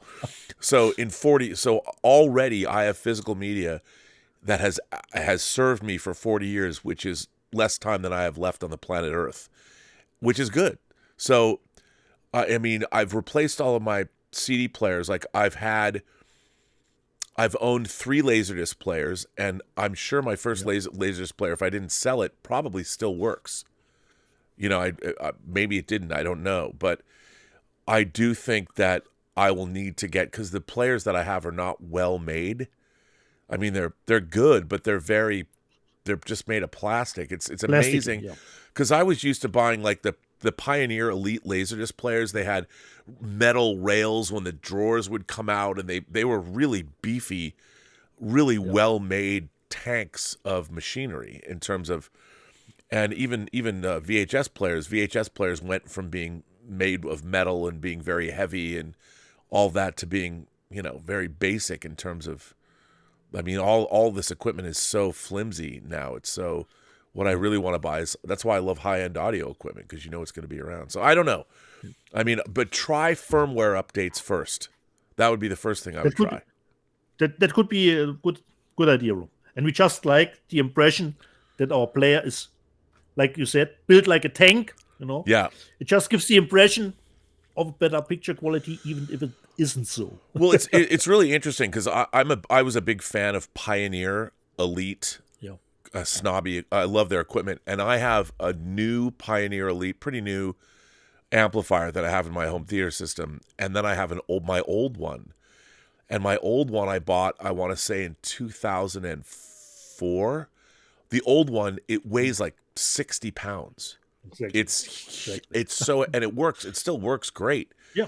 But my new one is like half the size and not even half the weight. It's easy. I could spin it around on my fingers if I had to.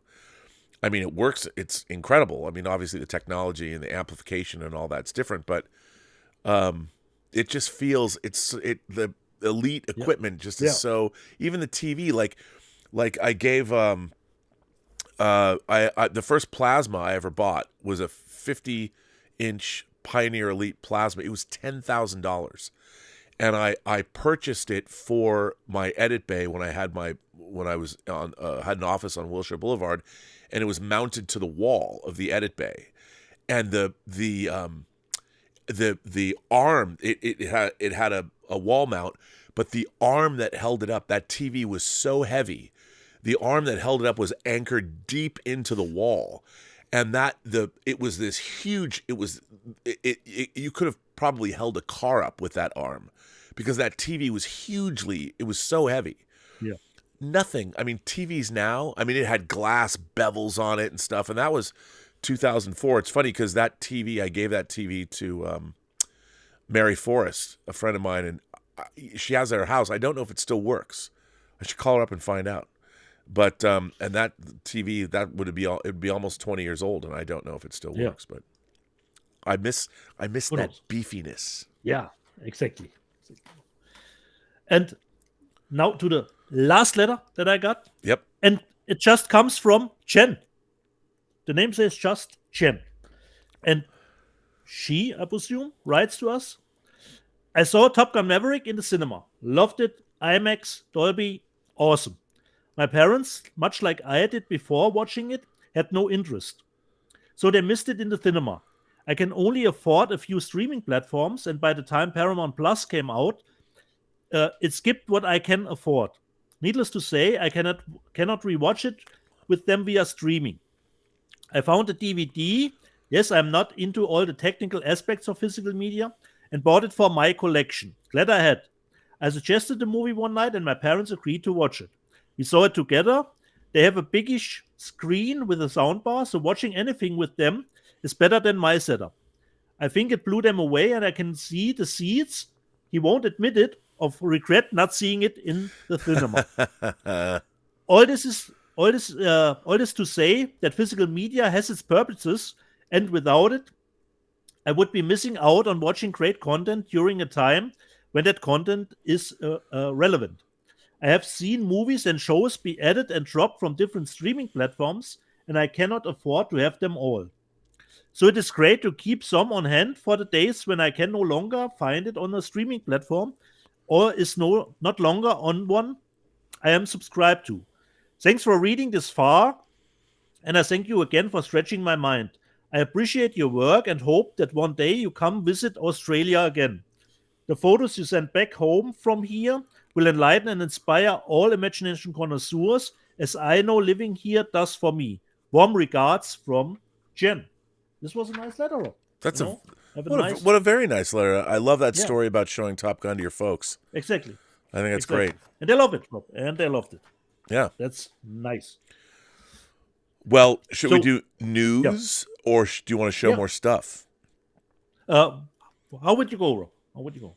Well, we could do some news. Do the news first. Okay, we'll do some news. And you got the live output coming at you, which is good. Yeah. So, okay, this is something I'm very excited about. We've mentioned this is coming out before, but it's got some details that really put blood into my nether regions in a way that I enjoy. So, Streets of Fire, Walter Hill's 1984 Streets of Fire. I love this movie. It is what it is. Maybe it's an acquired taste, but I really love this movie. They have detailed, this is coming from Shout Factory. It has a brand new 4K restoration from the original camera negative. It is going to be Dolby Vision, HDR Dolby Vision, but the thing that really makes me hard is that there's a new Dolby Atmos audio track. Oh, yeah. Considering the soundtrack, Rob. Bruh, I can't wait. Must buy them. The music in this movie, tonight is what it means to be young. I can dream about you. I love this movie. I can't wait to get it. Raven Shattuck, played by the great Willem Dafoe, right before he made To Live and Die in L.A., and, of course, Michael Pare. I love this movie. I love what Walter Hill did with it. It's the most MTV movie ever made. They were going to make a trilogy, but they didn't. Ooh. Unfortunately, Rick Moranis is in this movie. It's great stuff, and it's going to come with, it's a 3-disc set. And it comes with a Blu-ray that also is going to have the new version of the film on it. Transfer. And then it's got, I guess, now I don't know if this is new, but it's got on the third Blu-ray, Shotguns and Six Strings, The Making of a Rock and Roll Fable, a feature-length documentary featuring interviews with director, co-writer Walter Hill, producer Larry Gordon, actors Michael Pare, Deborah Van Valkenburg, who's in Free Enterprise, Richard Lawson, Elizabeth Daly, Lee Ving, screenwriter Larry Gross, editor Freeman Davies, associate producer Mae Woods. It looks great. And there's another feature-length documentary called... I think this bonus feature sounds familiar to me. Yeah, it does to me too. And then there's a thing called Rumble on the Lot, Walter Hill Streets of Fire Revisited, another feature-length documentary. So maybe... there is nothing, though, about the recently passed Albert Pune's unofficial sequel to this movie, but that's okay. I want this new transfer, and I want it in 4K. Yeah. So, woohoo. And then, of course, this perhaps, I know that this next title, everybody's waiting for it. It's the, God only knows why they're making a big deal about this, but I know that all of you 4K science fiction fans of ridiculous disaster movies are waiting for this with bated breath. My God, we can't get Chinatown but we can get the core. The core. How exciting. I mean, the core, Aaron Eckhart, Hilary Swank, Delroy Lindo, great cast. This is the most Roland Emmerich movie that Roland Emmerich did not make. I don't know. If you're a core fan, I'm happy for you. I don't think I'll be picking the core up. Will you be picking the core up, Dieter? Rob, I have the movie on DVD, but since the DVD days, I haven't watched it ever again. So I have barely any remembrance of the movie at all. Well, there's a reason for that. So, I mean, the core is no Deep Impact. That's all I'm saying. That's all I need to say. If you want it's no Deep Impact. Deep Impact rules. I like Deep Impact better than Armageddon. I know people are like, what? But in the comet smashing into the Earth movie, I do think that Deep Impact has more resonance than... Anyway, I don't know where that comes from, but the core I can tell you, Rob, about the core at the moment. The core is coming out in 4K. And then we told you already that Kino Lorber is giving you Pretty Baby. We don't have to say that again. Shout, though, is putting out The Magnificent Seven in 4K. Great Western, Yul Brynner, Eli Wallach, Steve McQueen. Come on, man. I love this movie. I love this cover, by the way. Kudos to Shout Select for putting this out.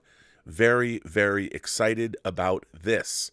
So, if you like it, I mean, I don't know if you like it. I certainly like it. I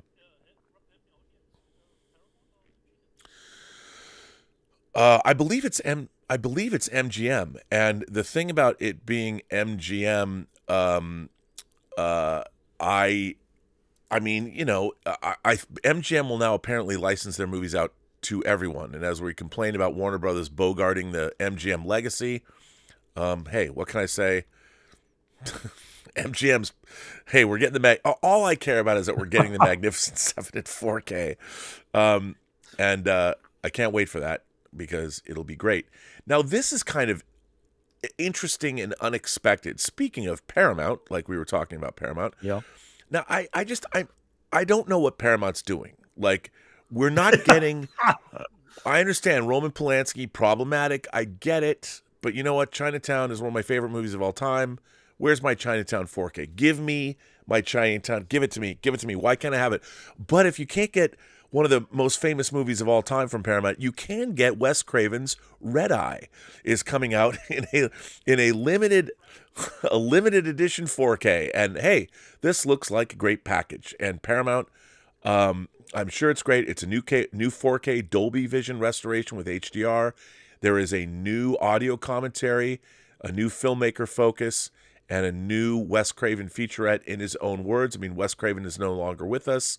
I like this movie, but I just want to say, Paramount, you're putting out Wes Craven's Red Eye instead of Roman Polanski's Chinatown, and I don't want to hear from people about how problematic Roman Polanski is or isn't. I don't. I want Chinatown. I don't care.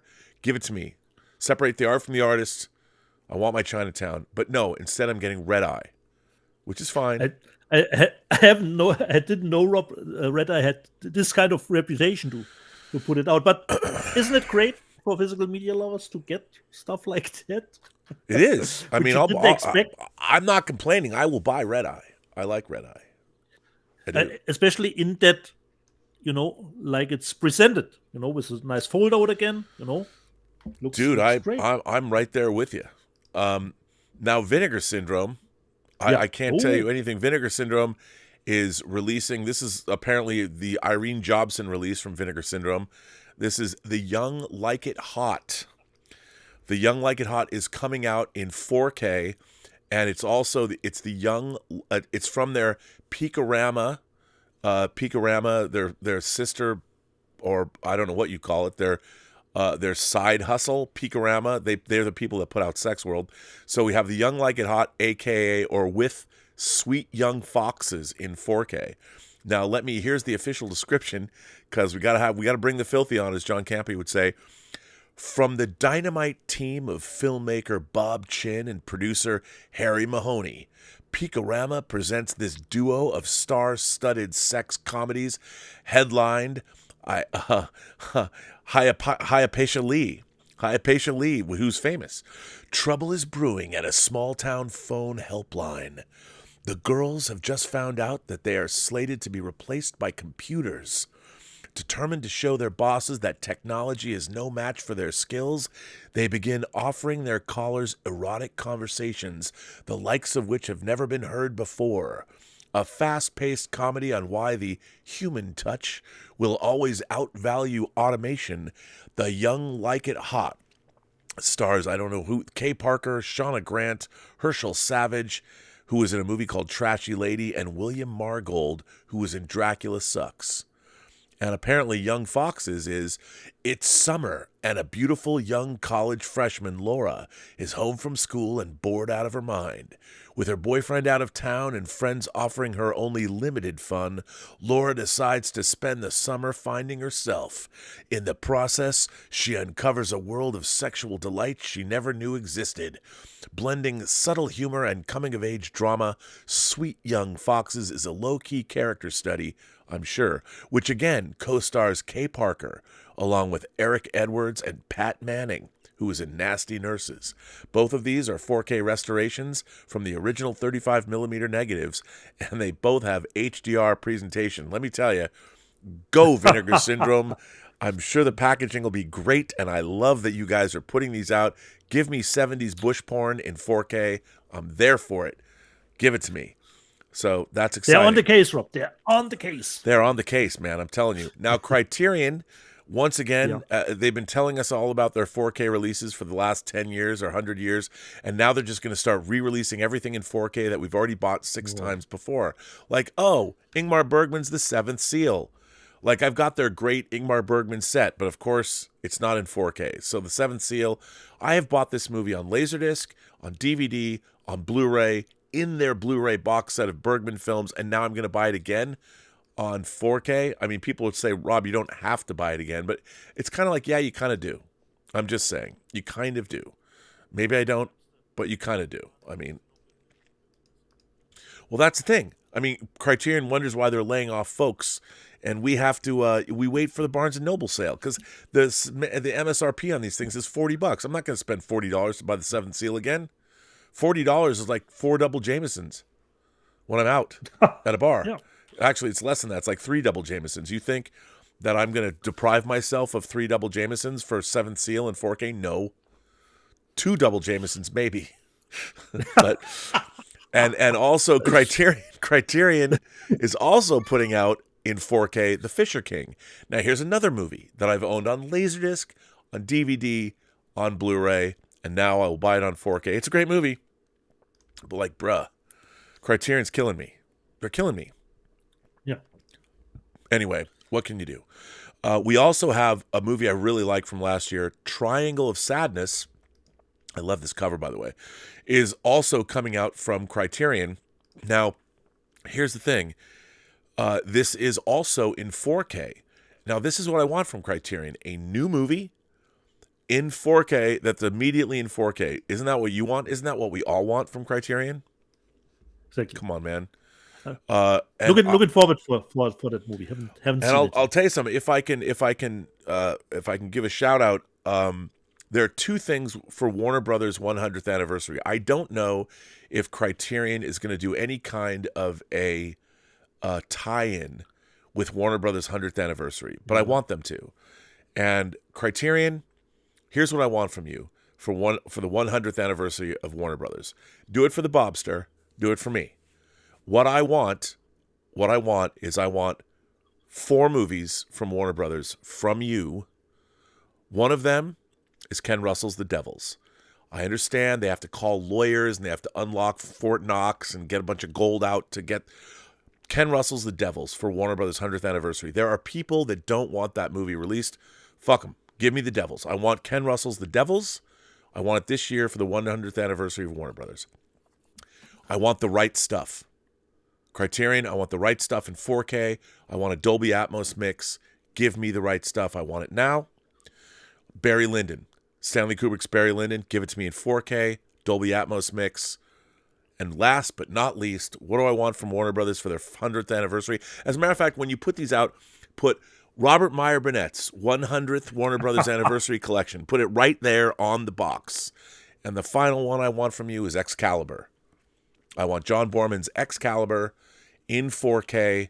And while you're at it, why don't you give me Deliverance too? Give me John Borman's Deliverance. Make it the John Borman. Yeah, that's it. So come on, Criterion, get on this. Call our friend George. Make it happen. He's got a great relationship with Criterion. I don't know if they have any plans to do anything like that, but damn it, those are the 5 movies I want. Brand them for the 100th anniversary of Warner Brothers. Criterion will not bogart MGM's legacy, thank God. But please give them to me. I want them. You want a box set like the Columbia Classic set with these 5 movies? Yeah, man. Well, it doesn't have to be a box set. Just brand it for one. I want the Criterion collection. Put them out in 4K. Give them to me.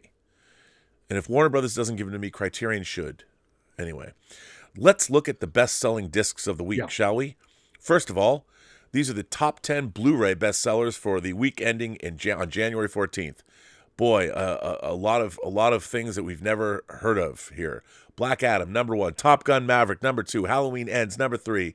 Everything Everywhere All at Once, number 4. House of the Dragon, the complete first season, number 5. The Woman King, number 6. 7. Cowboy Bebop, the complete series. That's pretty good. You should pick that up. 8. Groundhog Day, 9. Pray for the Devil, and 10. Elvis. Those are the Blu-ray bestsellers. Not a big surprise. Good stuff. All. The top home media sellers for the week. This is all overall. All formats. DVD, Blu-ray, 4K. Black Adam is number 1. And the Blu-ray's market share is there at 54%. Top Gun Maverick, number 2, also 54% is Blu-ray. 1883, A Yellowstone Origin Story, 27% Blu-ray. No, that's the whole series. That's the whole series, the limited series. Halloween Ends and The Woman King, which is great. Then we have, here we go. These are the top 5 4K discs. Groundhog Day, 4K, number 1. Everything Everywhere All at Once, 4K, number 2. And by the way, look at the percentage. 76% of the Groundhog Day anniversary discs are 4K. Everything Everywhere All at Once, 41%. House of the Dragon. By the way, this 4K of House of the Dragon is dope. It looks so good. Halloween Ends and Puss in Boots. And now, of course, we get to everyone's favorite. And this is very funny this week. This is very funny. Okay, 3D. The top 3D sellers for the week. Number 1, Snow White and the Huntsman, and then Huntsman's Winter's War. And then this is percentage. It's at 0.50%. And it says, this appears to be an error since there is no such release in 3D. Although the Huntsman's Winter War 3D did receive an individual Blu-ray 3D release in certain international markets. For the record, the previous week's top 3D release was the Polar Express in 3D. If and when a correction is made, this article will be updated. So we got Top Gun 3D with... Same, Rob. It doesn't get updated.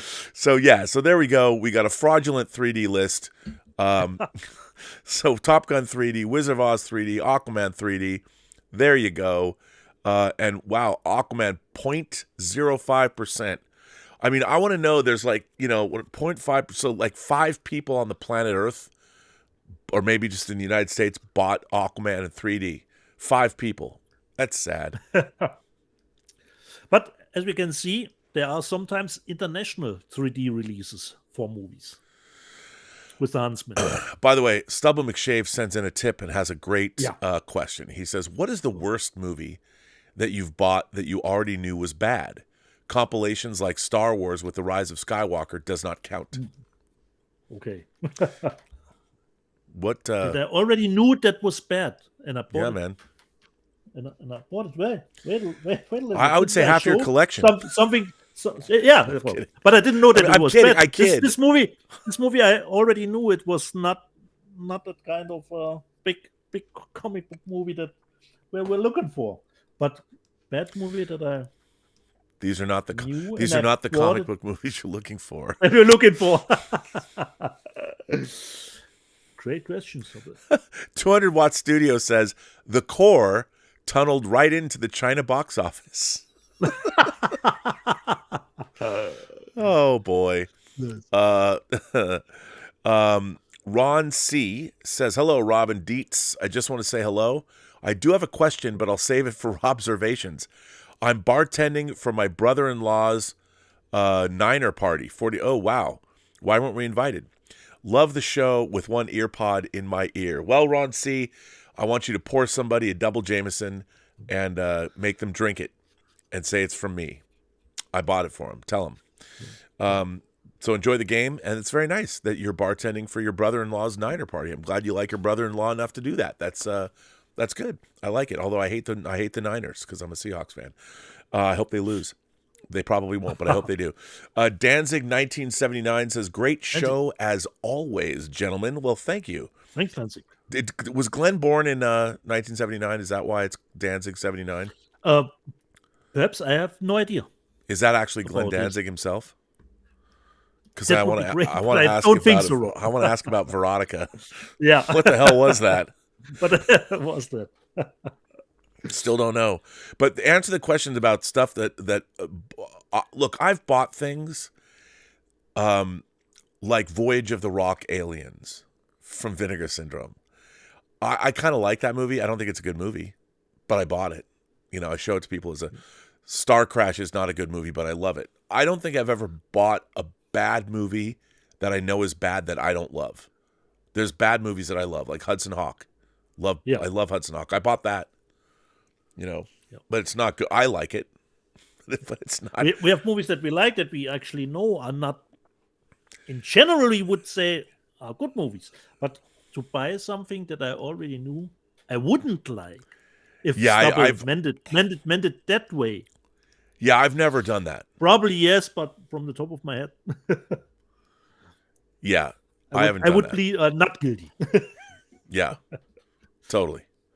So, you know what's really interesting? I'm looking at the stream of this, the stream, and all I'm seeing on the stream is, or maybe it's because I've gone backwards. No, I'm just seeing the Young Like It Hot picture. I guess because my stream is delayed or something. But, I don't know. But we're all caught up. Do we have any more letters? Are we good with letters or whatever? We're good with letters, but I have, of course, the live chat or a box of stuff, Rob. Show us a box of stuff. Show us some more bamboo for the trash panda. Okay, a fresh bamboo. Because, Rob, this week I had to go to customs, the customs office. What?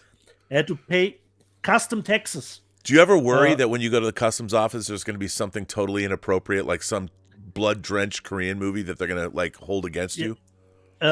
Exactly, Rob. But luckily, you don't work there, Rob, and I don't work there. Because if you or I would work at the custom office and somebody would have bought movies, we would say, let's look at that. What have you bought here? What have you bought here? Let's go through that. No. You can't get it.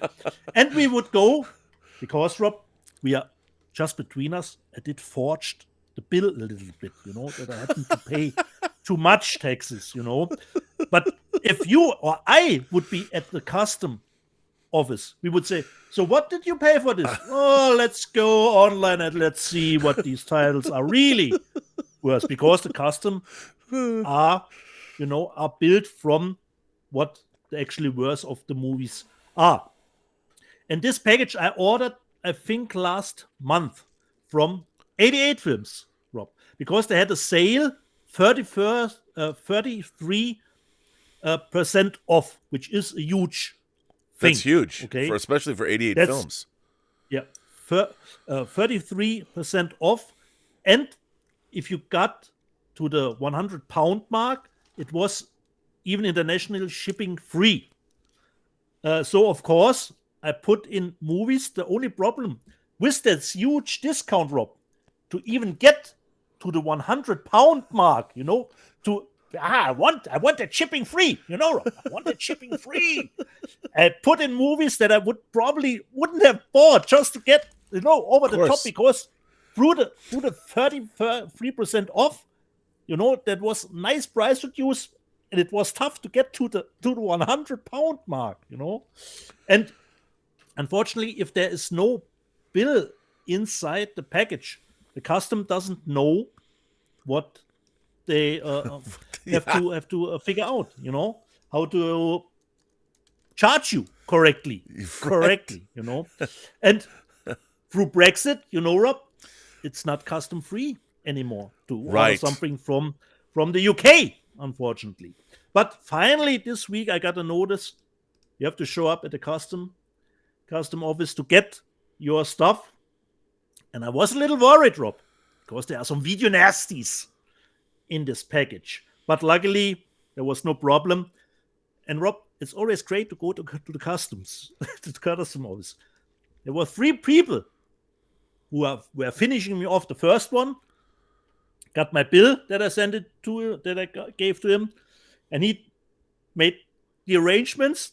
Then the second one came and took my money, and the third one came back with the spare change. So 3 people, was needed to get my stuff from 88 Films. And I would say, let's dive into the box, Rob. Wow, that's a nice size box from 88 Films. One I already showed last week, but this one came separately. This was not in that box set. I put it wrongly. It slips out here. I did show the Iceman Cometh Yes. last month. And this was in the package, but this was sent separately because there was perhaps a delay. I don't know. So this came separately. This was not in the box, and this made its way through customs without any payment. So, and Rob, since I sometimes forget what I already have, I bought the title that I already got in 4K, but this is just a Blu-ray, Rob. I totally forgot about it. I went through the titles and I was thinking, I think I got this title. Wasn't this released from Blue Underground in 4K or Synapse? Yeah, and it was. And this is just the normal Blu-ray from that 4K master. Vigilante. Oh, yeah. With Robert Forster and Brett Williamson. But it comes with a nice reversible cover. That's a great way to justify something you've bought twice and you didn't even know. Yeah, sometimes you got to rationalize it. Stuff, That's good for you. You got to rationalize it. I had to get above the 100-pound mark, Rob, to get the free damn shipping. And then I have to pay customs. So the free shipping was probably for nothing. So poster is in it. Vigilante. And then I remembered, didn't I bought that movie last year from, I think it was Blue Underground, or was it Synapse? One of the 2 companies who put it out in 4K. So this is from the 4K master. Vigilante from 88 Films. Then next one, Cat in the Bag, Rob. I don't know if you know it. We all like to go to the beach, and sometimes the Nightmare Beach. Italo Giallo stuff. It looks that way. So, but I not had seen. It's from Umberto Lenzi. So hopefully good. And it comes with reversible cover artwork that you could use. But I have not seen that movie. So there were some titles that I just put in, to get to the 100. Nightmare Beach. The next one, Rob, we talked about it a little bit on last week when you said, dude, bro, there's a director's cut of the movie. And I was, what are you talking about, the director's cut? I got Street Race, Rob, from 88 Films. And it comes with a reversible cover artwork. This is perhaps known pretty well too, with the two legs cut off. Brian Singer was a PA on that movie. Yeah, that was. I remember back when I watched the bonus features, and I thought, wait, wasn't that Brian Singer? What does he do? What does he have to do with Street Race? Yeah. So do we know anything new about the director's cut of Street Trash? No, but that movie's a tough watch, man. You talk about exploitation cinema, and Street Trash goes right to the top of the pile. One video nasty, Rob. First video nasty. It's true. The next one is probably not a.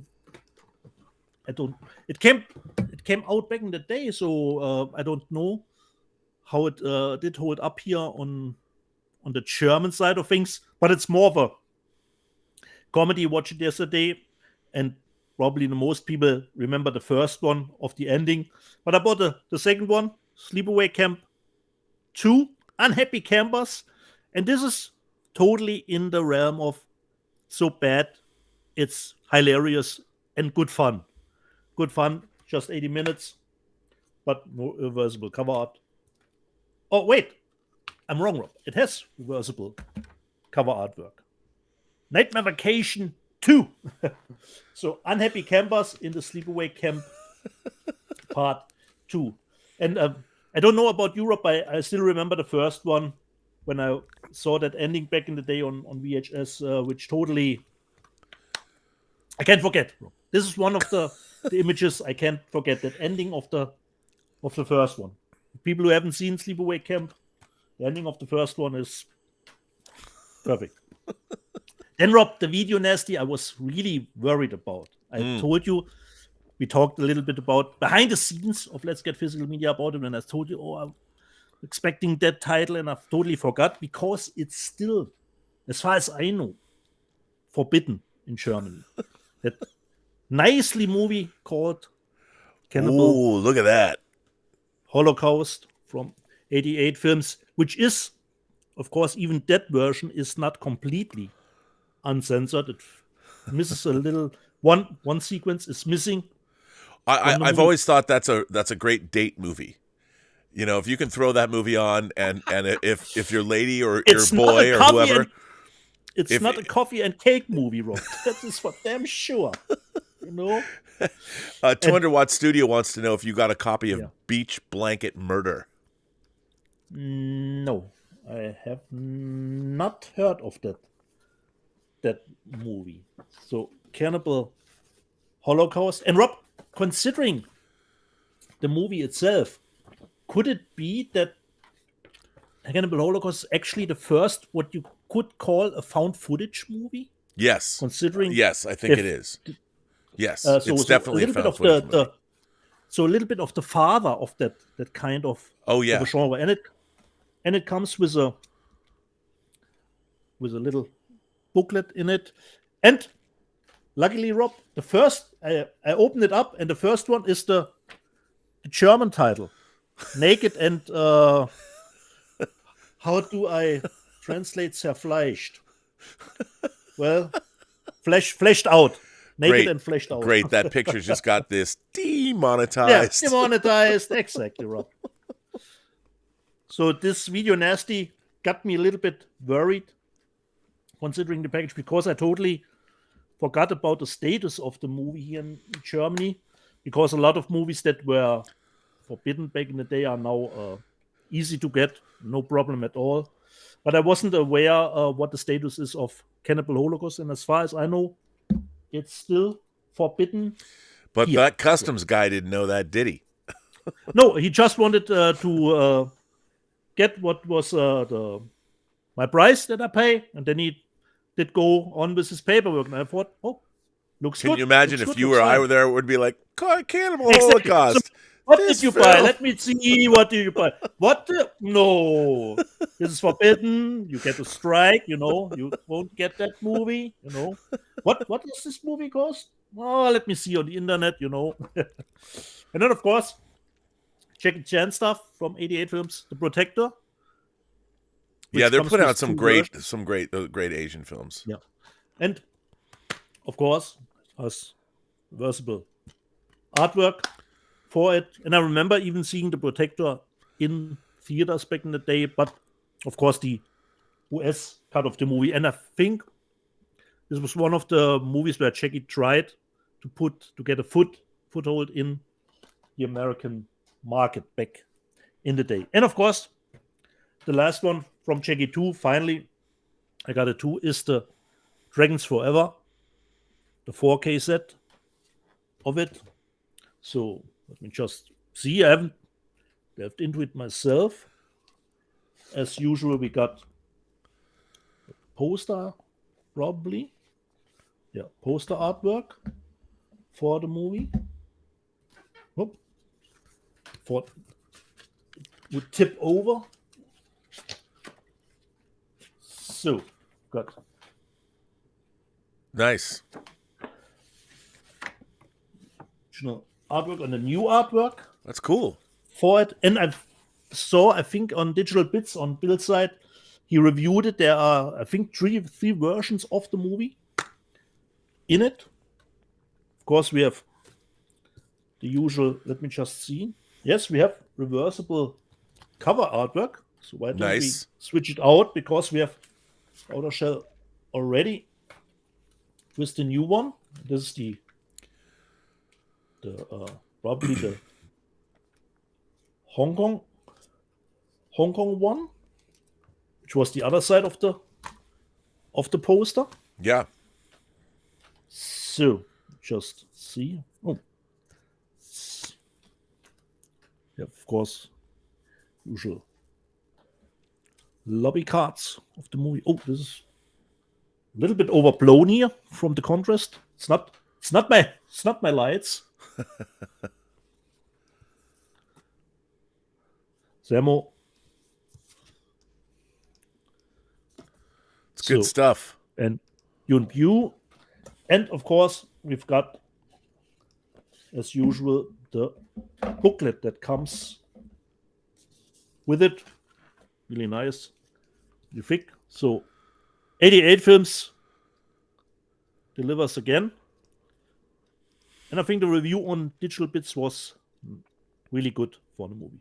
So, Rob, this was my 88 haul that I had to pick up at customs, but I got through with it, Rob, and I got away with the video nasties. I keep thinking that someone's going to take this clip out and they're going to show it to the German customs officials, and that your scam is going to be curtailed. They're going to come get you. You're going to get a tax bill. They're going to come for you. They're going to be like, "Give us that cannibal Holocaust." Well, exactly. And then they're going to come and start going through your whole collection. Half of it's going to get confiscated. A Serbian film, I know. It's funny. I have that movie. I bought that movie. Too. I'm like, me too. Another, Cannibal And Holocaust. Rob, and I have to say, Rob, I wasn't expecting a really, how could I say it? The transfer is really nice. I was just expecting a movie that was just living off the grotesque stuff in it, but I actually found The Journey into Madness. Actually, it was not a bad movie. It's not. I mean, a Serbian film is it's not a bad movie. Yeah. It's there are very pushing few boundaries. people. Yes, yes, I know. There are very few nice people double, that show nice, that movie too. Nice double feature with Martyrs. We could perhaps make it triple with another one. Yeah, that's a good date night. Martyrs in a Serbian film. You'll get arrested. And Cannibal Holocaust to finish. Can you imagine? I mean, I've never really, dating apps are not something I've delved into a lot. Although I did meet Elizabeth via OkCupid, but I can only imagine using dating apps. I mean, it'd be kind of funny because on it would be funny I'd have to live stream Wasn't it this. Street Trash, Rob? Well, let's watch a Serbian film in Martyrs. The first time, your first time, yes. I mean, that would be mean. I wouldn't do that to somebody, but it would be funny. Yeah. So this was my whole Rob. A good haul. Thomas Logan sends in a $20 super chat. Thomas says, my favorite German movie is Michael Haneke's The White Ribbon from 2009. Oh, nice. Which unfortunately is yet to be released on 4K with a director's commentary. I know R&B's favorite German film is Wings of Desire. Well, I do like a lot more German movies than Wings of Desire. Wings of Desire is just one of my favorite movies of all time. But as far as German movies go, I love the Dr. Mabuse movies that Fritz Lang did. And, I love like Nosferatu and Murnau's Sunrise. But those are from the, silent era. But Dieter, what is your favorite German movie? Tough to say. The only thing I can say is we all know Rob hasn't seen the best German movie yet, which is called Bang Boom Bang. But I have the steelbook. And you have the steelbook, and now you have your home theater set up, Rob. Now it's time to watch. You know what? Well, Bang, you know boom, what? bang. We got to do that for whining about movies. We're gonna do that. Yes, I keep forgetting about that. Because for me, it would be just interesting. Since it's a comedy, does it work for you? Yes. With English subtitles? Because sometimes we know comedy is sometimes language. The language is a big part of could be a big part of a comedy. There's stuff in that you will get without the the subtitles. But for me, it would just be interesting. Does the movie work for you with the English subtitles? Yeah. By the way, Sly Snide. And did you get some laughs out of it? Sly Snide says, "Martyrs, a Serbian film, and Cannibal Holocaust. Triple feature at Rob's house." Thing is, I would I would program that triple feature. You're all invited. You're all invited. You know, yes, come on over. You're all invited. Come one, come all, who walk or crawl. It's just 2 lids ahead. So come on. I'm down. Indeed. So come on over. Let's see. Actually, Amita Alt Metal says Bang Boom Bang is great. Of course. Well, there you go. He's from Germany too. Ron C, who we remember is bartending his brother-in-law's 49ers party, says, "We did a shot for physical media and for Rob and D. They're calling you, instead of Dietz, They're calling you D for Rob and D. Most had no clue, but the shot was successful." Well, do another one. It's all that counts. Oh my God, Irene Jobson. She kills me. Hoth's homemade hero. What is a Hoth? What is a homemade hero on Hoth? Would that be the Wampa? I mean, because the rebellion, they just decided to move to Hoth. Yeah. Hoth's homemade hero says, "Y'all are on DVDs and Blu-rays, and I'm over here hugging." Y'all are on DVDs and Blu-rays, and I'm over here hugging my VHS unbesmirched Star Wars original trilogy. Laugh out loud. Hashtag hand shot first.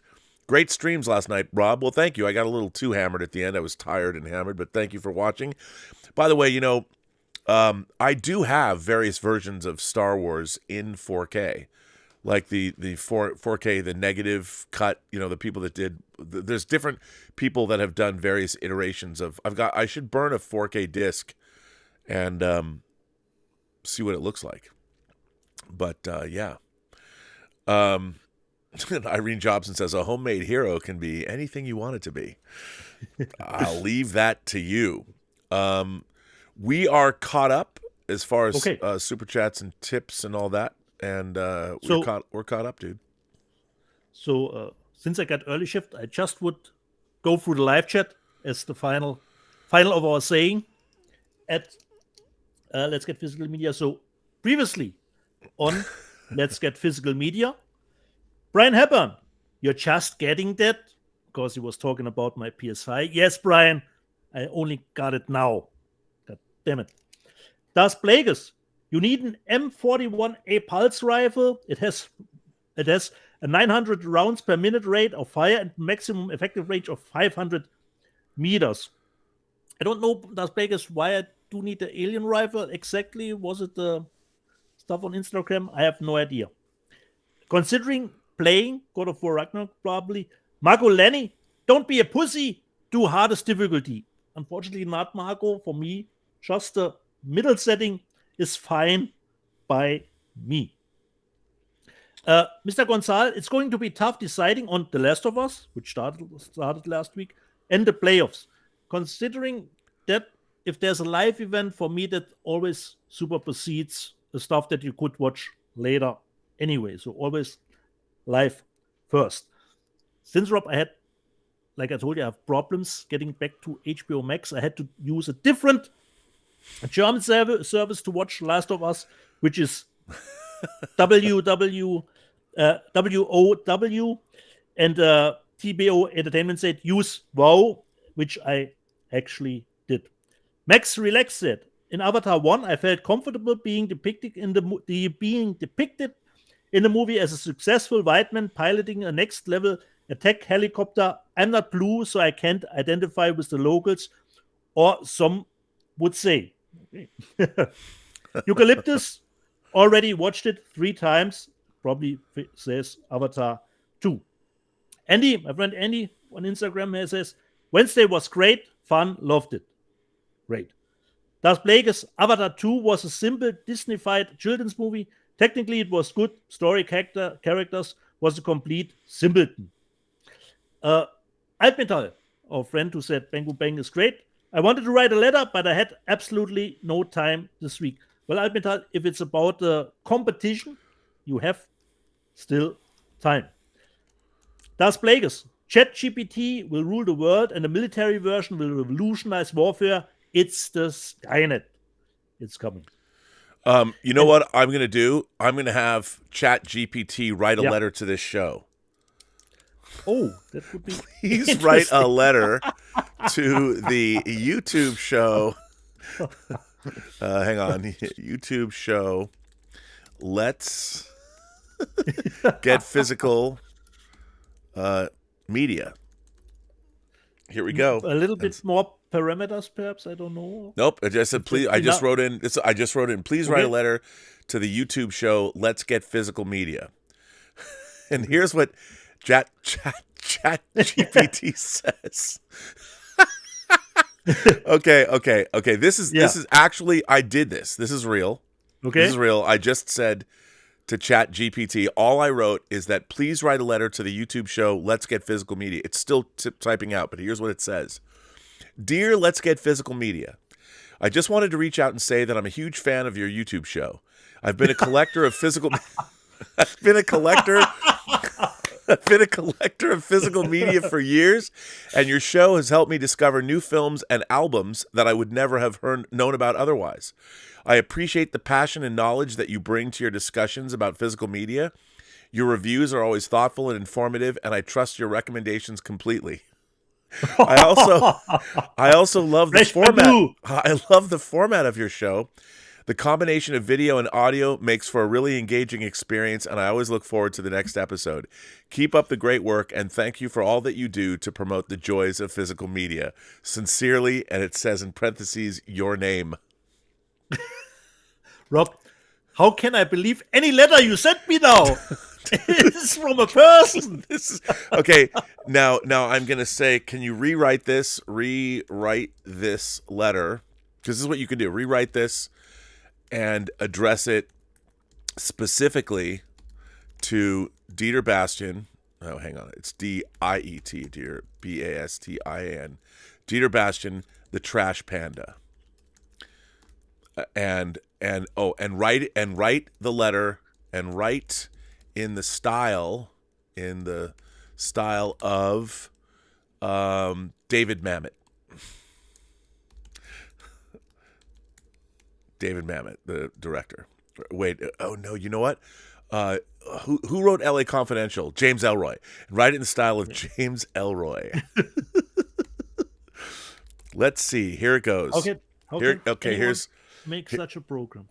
Okay. Dude, you're gonna love this.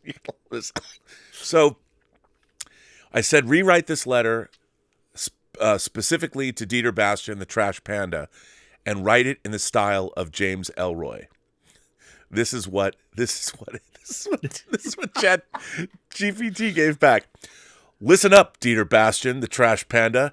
This is a letter to you from a fan of your YouTube show, Let's Get Physical Media.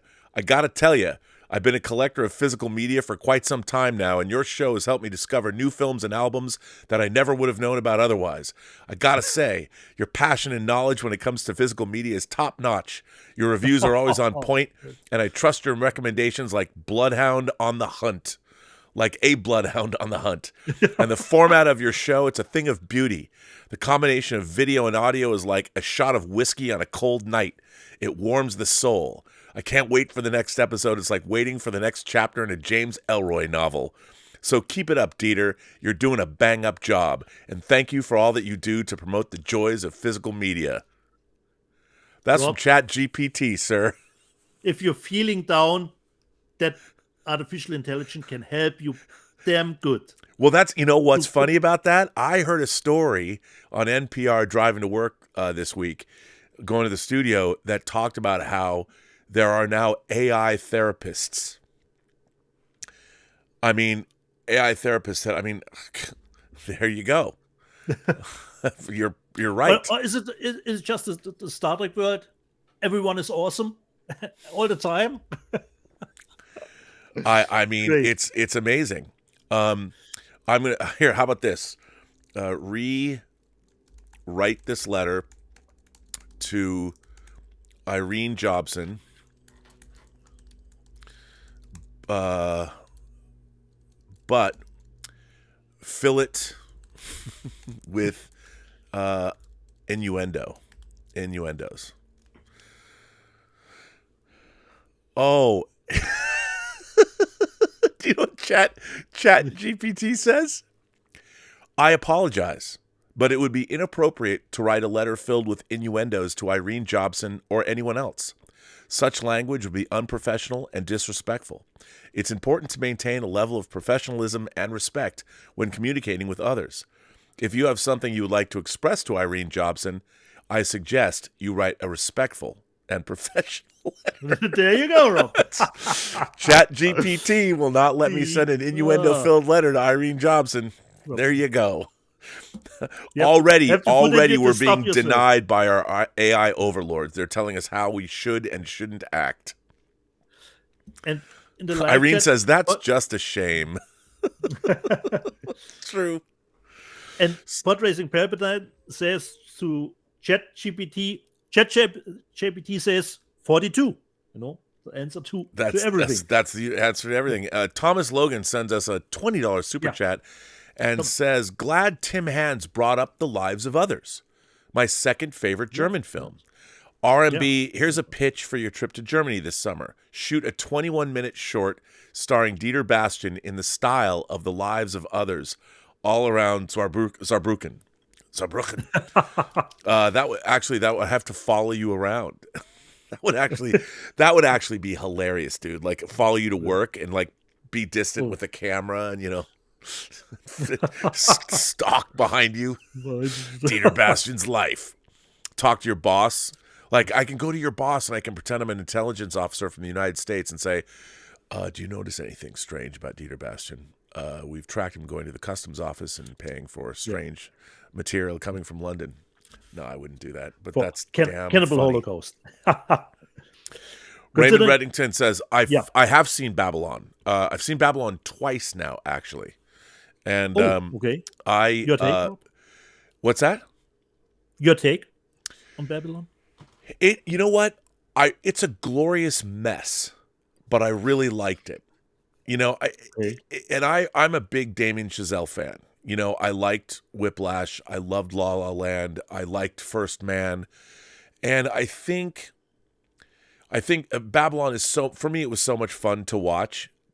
But I did think that it was kind of trying too hard. I mean, it's beautifully directed. Okay.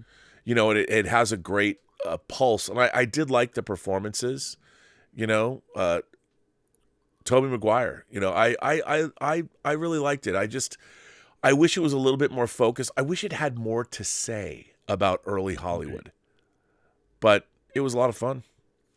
I will buy it. I will definitely buy it, the 4K. I want to hear that Atmos mix. That's good to hear. And I might see it again because Elizabeth hasn't seen it. So, but maybe I'll just wait till I buy it. Considering ChatGPT, Eucalyptus said the same, birth of Skynet. Bill Barclay, I've never heard of ChatGPT. Me neither since last week. Nor have I, Donnie Pearson. Okay. All you have to do is just type into your Google ChatGPT and fall down the rabbit hole. ChatGPT is it's an AI text-based program where it will write things for you. It will write like, okay, here, because I did this yesterday.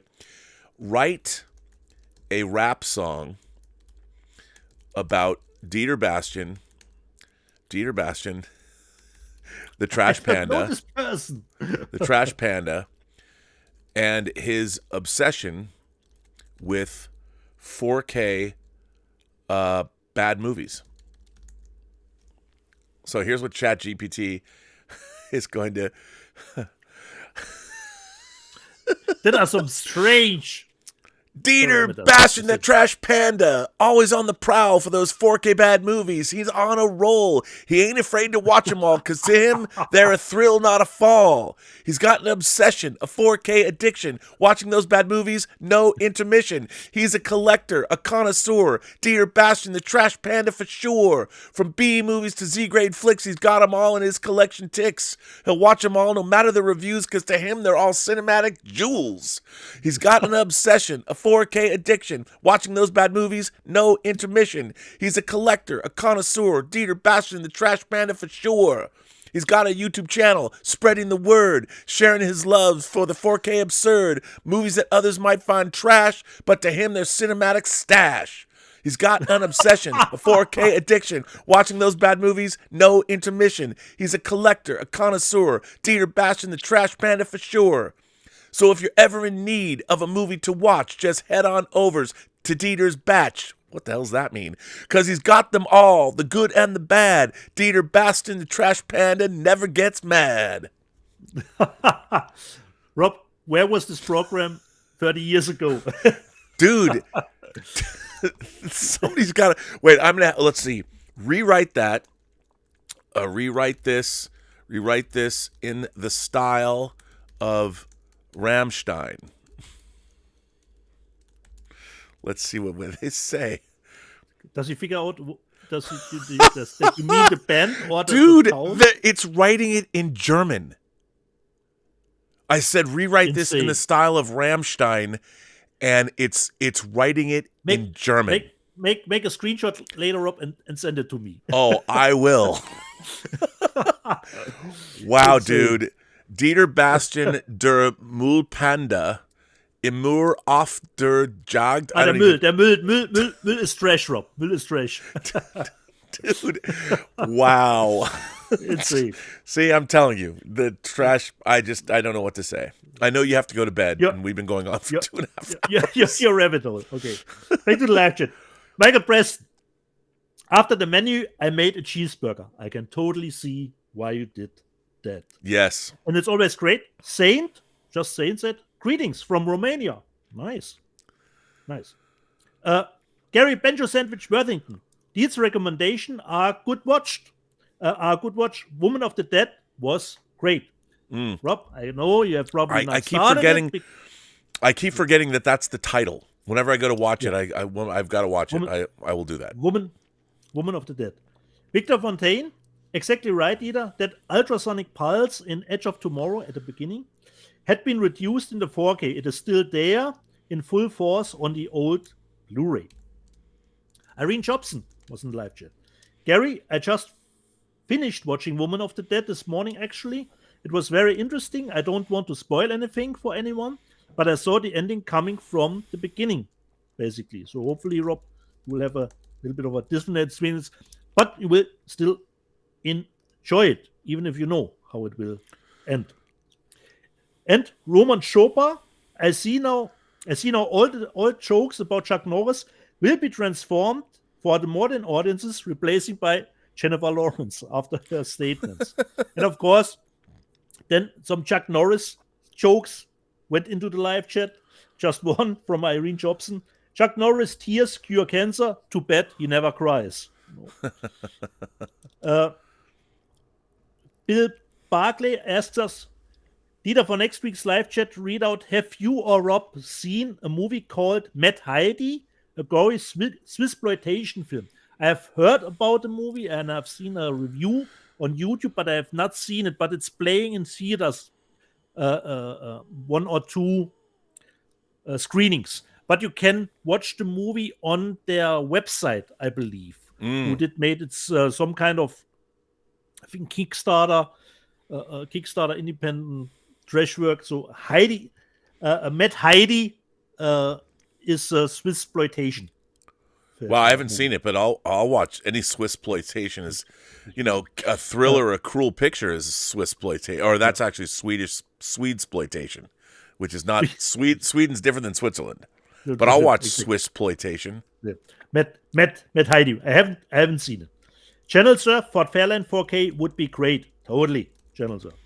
Irene Jobson, I think she meant Tango Cash with this with this comment, I've already watched it and I thought it was funny and creative, considering Tango Shalom. Blue Rock 1701. Rob, what's worse? The color timing change on Basic Instinct 4K or the blue tint on Thief Criterion, which also ruins the image? Choose, Rob. You know what? I have to go back and look. I didn't between the two. dislike Thief, the Criterion Thief, Okay. but there are scenes like that they added, like the scene at the waterfront. That's the tinting is weird. I don't like it. Okay. By the way, I just asked them to rewrite your lyrics in the style of the Wu-Tang Clan, and they did. It's pretty good. This is the stuff right here. Kiel Whitmire said, fans of low-budget horror need to go see Skinamarink. It's definitely not for everybody, but can be extremely effective and creepy. I heard very different opinions now about the movie. You know? Yeah, I mean, Have I've you heard seen it, Rob? people. I mean, if you know what it is, I've heard people really like it. But if you don't But know I heard what it is, different other stuff from other YouTube channels. You know, the other completely other way around, as always on YouTube. Mr. Gonzalo 9. Someone mentioned here Fort Fairlane. I love that movie. Hopefully, a 4K version is its. I love that movie. Hopefully, a 4K version will be released. It is the Dice Man's best movie. Exactly. Kiel Whitmire again. Honestly, I'm not usually a horror fan, so I have not seen Terrifier. It's very, very low budget, and it's very obvious it is. But you haven't seen it, Kiel. Perhaps it looks way more expensive than low budget. Tim Hens, R&B meeting Deeds was the start of a beautiful friendship. Yes, Tim, until he will say, it's over. I don't want to hear your stupid drivel anymore. that isn't true. I never say that. Yeah. Pod Racing Palpatine. I watched Barbarian. Oh my god, I'm not sure I'll ever recover from certain things I saw. And that Pod Racing Palpatine is always normally could be a good thing. Bill Barkley asks us, Dieter, Rob, have you seen the Amazon Prime series, The Rig? I haven't, Rob. Have you delved into The Rig on Amazon Prime? Oh, yes, Rig? I watched all of The Rig. Oh, okay. You know what? I thought that it was okay. I wanted it to be better than it was. I mean, I did appreciate the production value and everything. It got a little weird, you know. It wasn't. I mean, there's a little bit of Star Trek in it, in a way. Do we have a cliffhanger at the ending, Rob? Do we have kind of, but it's okay. You know, it had a supernatural element to it that I just thought was. I really like the milieu. I like the idea of there were like these. There's two rigs that play a part in it, and I thought that I really liked all of that. I just wish that the story it held together a little bit more. Okay. But I thought it was interesting. I mean, it held my interest. The supernatural. When I say supernatural, it's alien intelligence, supernatural intelligence. It was interesting. It was interesting. Okay. But I didn't love it the way I wanted to love it. Half the cast of Game of Thrones is in it. Everybody from like Robert Baratheon to it was pretty good. I mean, I enjoyed it. So they all got shipped out to the rig, Rob. Yeah. They instead of going to the Castle Black, you know, they're all on the rig. Considering I called myself a liar because I said I will not buy Black Adam, and then I bought it anyway. Paul in Long Beach, congratulations, you've been cancelled. And Lord Toss gave me the execution that I need. I want to buy a copy so I can burn it from Lord Toth. And Subwire, this one made me laugh, considering what Twain said, the hierarchy of DC will change. And Subwire said, the hierarchy of the steelbook market is about to change. Lord Toth, Iceman Comet, the one that I showed, loved that movie. Haven't seen, have to watch it. Hot Racing Palpatine says, Black Adam is an epic beyond understanding. In years to come, they will teach it in school curriculum like Bill and Ted's music. It will save the world. Hopefully. Let's see what time will tell. Eucalyptus, I want to cancel Deeds just for buying that Black Adam 4K. I can understand that. Eucalyptus. Tom Jr. Jackson, I bought Black Adam on Blu-ray. Well, Tom, we know that you dive sometimes yourself into the trash bin yourself, Considering the movie you showed last week, Rob, which be released, a Francis Ford Coppola movie, Twixt. Was it Twixt? Yeah. Called, yeah. Roberto Suarez said, I prefer Kit Kat over Twixt. Me too, Roberto. Bill Barclay, speaking of Val Kilmer, he didn't appear in the final episode of Willow, by the way. It's actually pretty good, that final episode. I know That's what I've heard. That's what I've heard. Have been dissing the series, but the final episode alone is worth a look. Roberto Suarez, I have a feeling those 3D movies are probably bought by mistake. I'd like to see the stats for 3D movies returned and exchanged after the holidays. From our own Roberto. Tom Jr. Jackson, I don't know if you're trolling, Tom. I just keep my TV on retail mode. If you're not trolling, Tom, we all know this is probably the worst setting that you can use. Why would you do that? Why do you do that? The retail setting. Cherry Time says, sooner these companies that makes movies make a good film, put it in the cinema 90 days, then wait 60, put it on Blu-ray, then wait 120 days to sell it to Netflix or streaming. The more money they will make, the better. And I'm totally fine with that model that we will get it on physical media first, before it comes to streaming. That would be really nice model.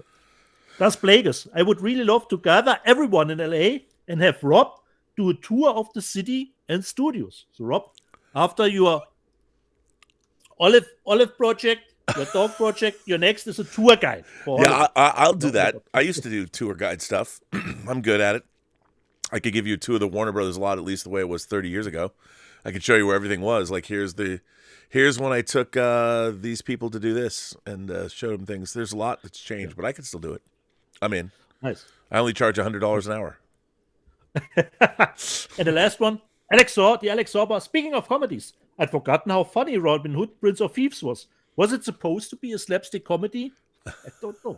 So this was the live chat from last. Well, it's a good live chat. I think we only have one last super chat, which is Irene Jobson sends in a super chat and says, "This is payment for my tickets, my ticks." Which ticks are those? Is there something? I don't know, Irene, but thank you for that. I thank you for the support. Yeah. So I guess we can end this. You got to go to sleep, buddy. Yeah, Rob, because I have early shift, so I have to get up in little less than 6 hours. So it would be nice if we can wind it down. All right, Dietz. Well, I guess we'll end this episode 95. Remember, if you want to get this beautiful box set, exactly, of 4K Sony Pictures Classics movies, you have to write us a letter that says why you love physical media. And because we have only at the moment two in competition. We only have two in competition. We got 5 more weeks though. It's a long time. Yeah. And the way we're going to do it is we're going to pick our favorite 3 letters, and then we're going to let you decide. You imagination connoisseurs, you members of the Post-Geek Singularity community. You are going to decide the winner. And there you go. And on that note, from my end, Rob, jede Person, die du triffst, hat eine Geschichte zu erzählen, die du noch zu hören hast. Alles, was du tun musst, ist zuhören. Every person you meet has a story to tell that you have yet to hear. And all you have to do is listen. Or you can go play with ChatGPT and it'll write you your own story. like you. Didn't someone had the idea that you make a observation where just figure out with ChatGPT? It's just me playing with ChatGPT. Yeah. Because Star Wars Theory did it, and apparently it turned out to be pretty fun. I would love to, I would think, Rob, that could be your longest live stream because you wouldn't even recognize how time would fly. Yeah, which would be pretty funny. But we'll see. All right, Dietz. Well, on that note, we will say goodbye to everybody. I want to say thank you to everybody for generously supporting this channel via super chats, tips, and memberships. Love to have you. The The Moon is now a member of this channel. What other YouTube channel can say that? I'm sure the Moon will chime in and say, well, I'm members of these 5,000 YouTube channels. But Moon, if you're still watching, we're very happy to have you. Can you talk to the people from Moonbase Alpha up there? I don't know. But thank you for all becoming members. I want to thank Tom Jr. Jackson. I want to thank Lord Toth for being great moderators. Yeah.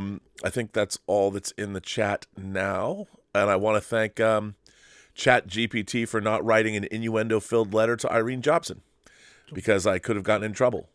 She's a married woman and a mother, and I wouldn't want to offend anyone. So we figured out the limits from Chat GPT. There are limits. There are limits, which we can explore the outer boundaries of Chat GPT.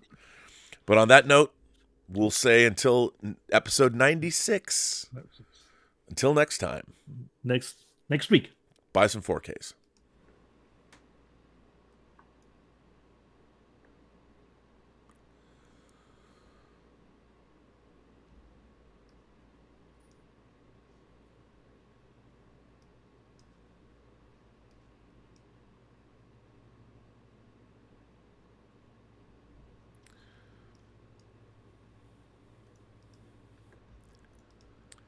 And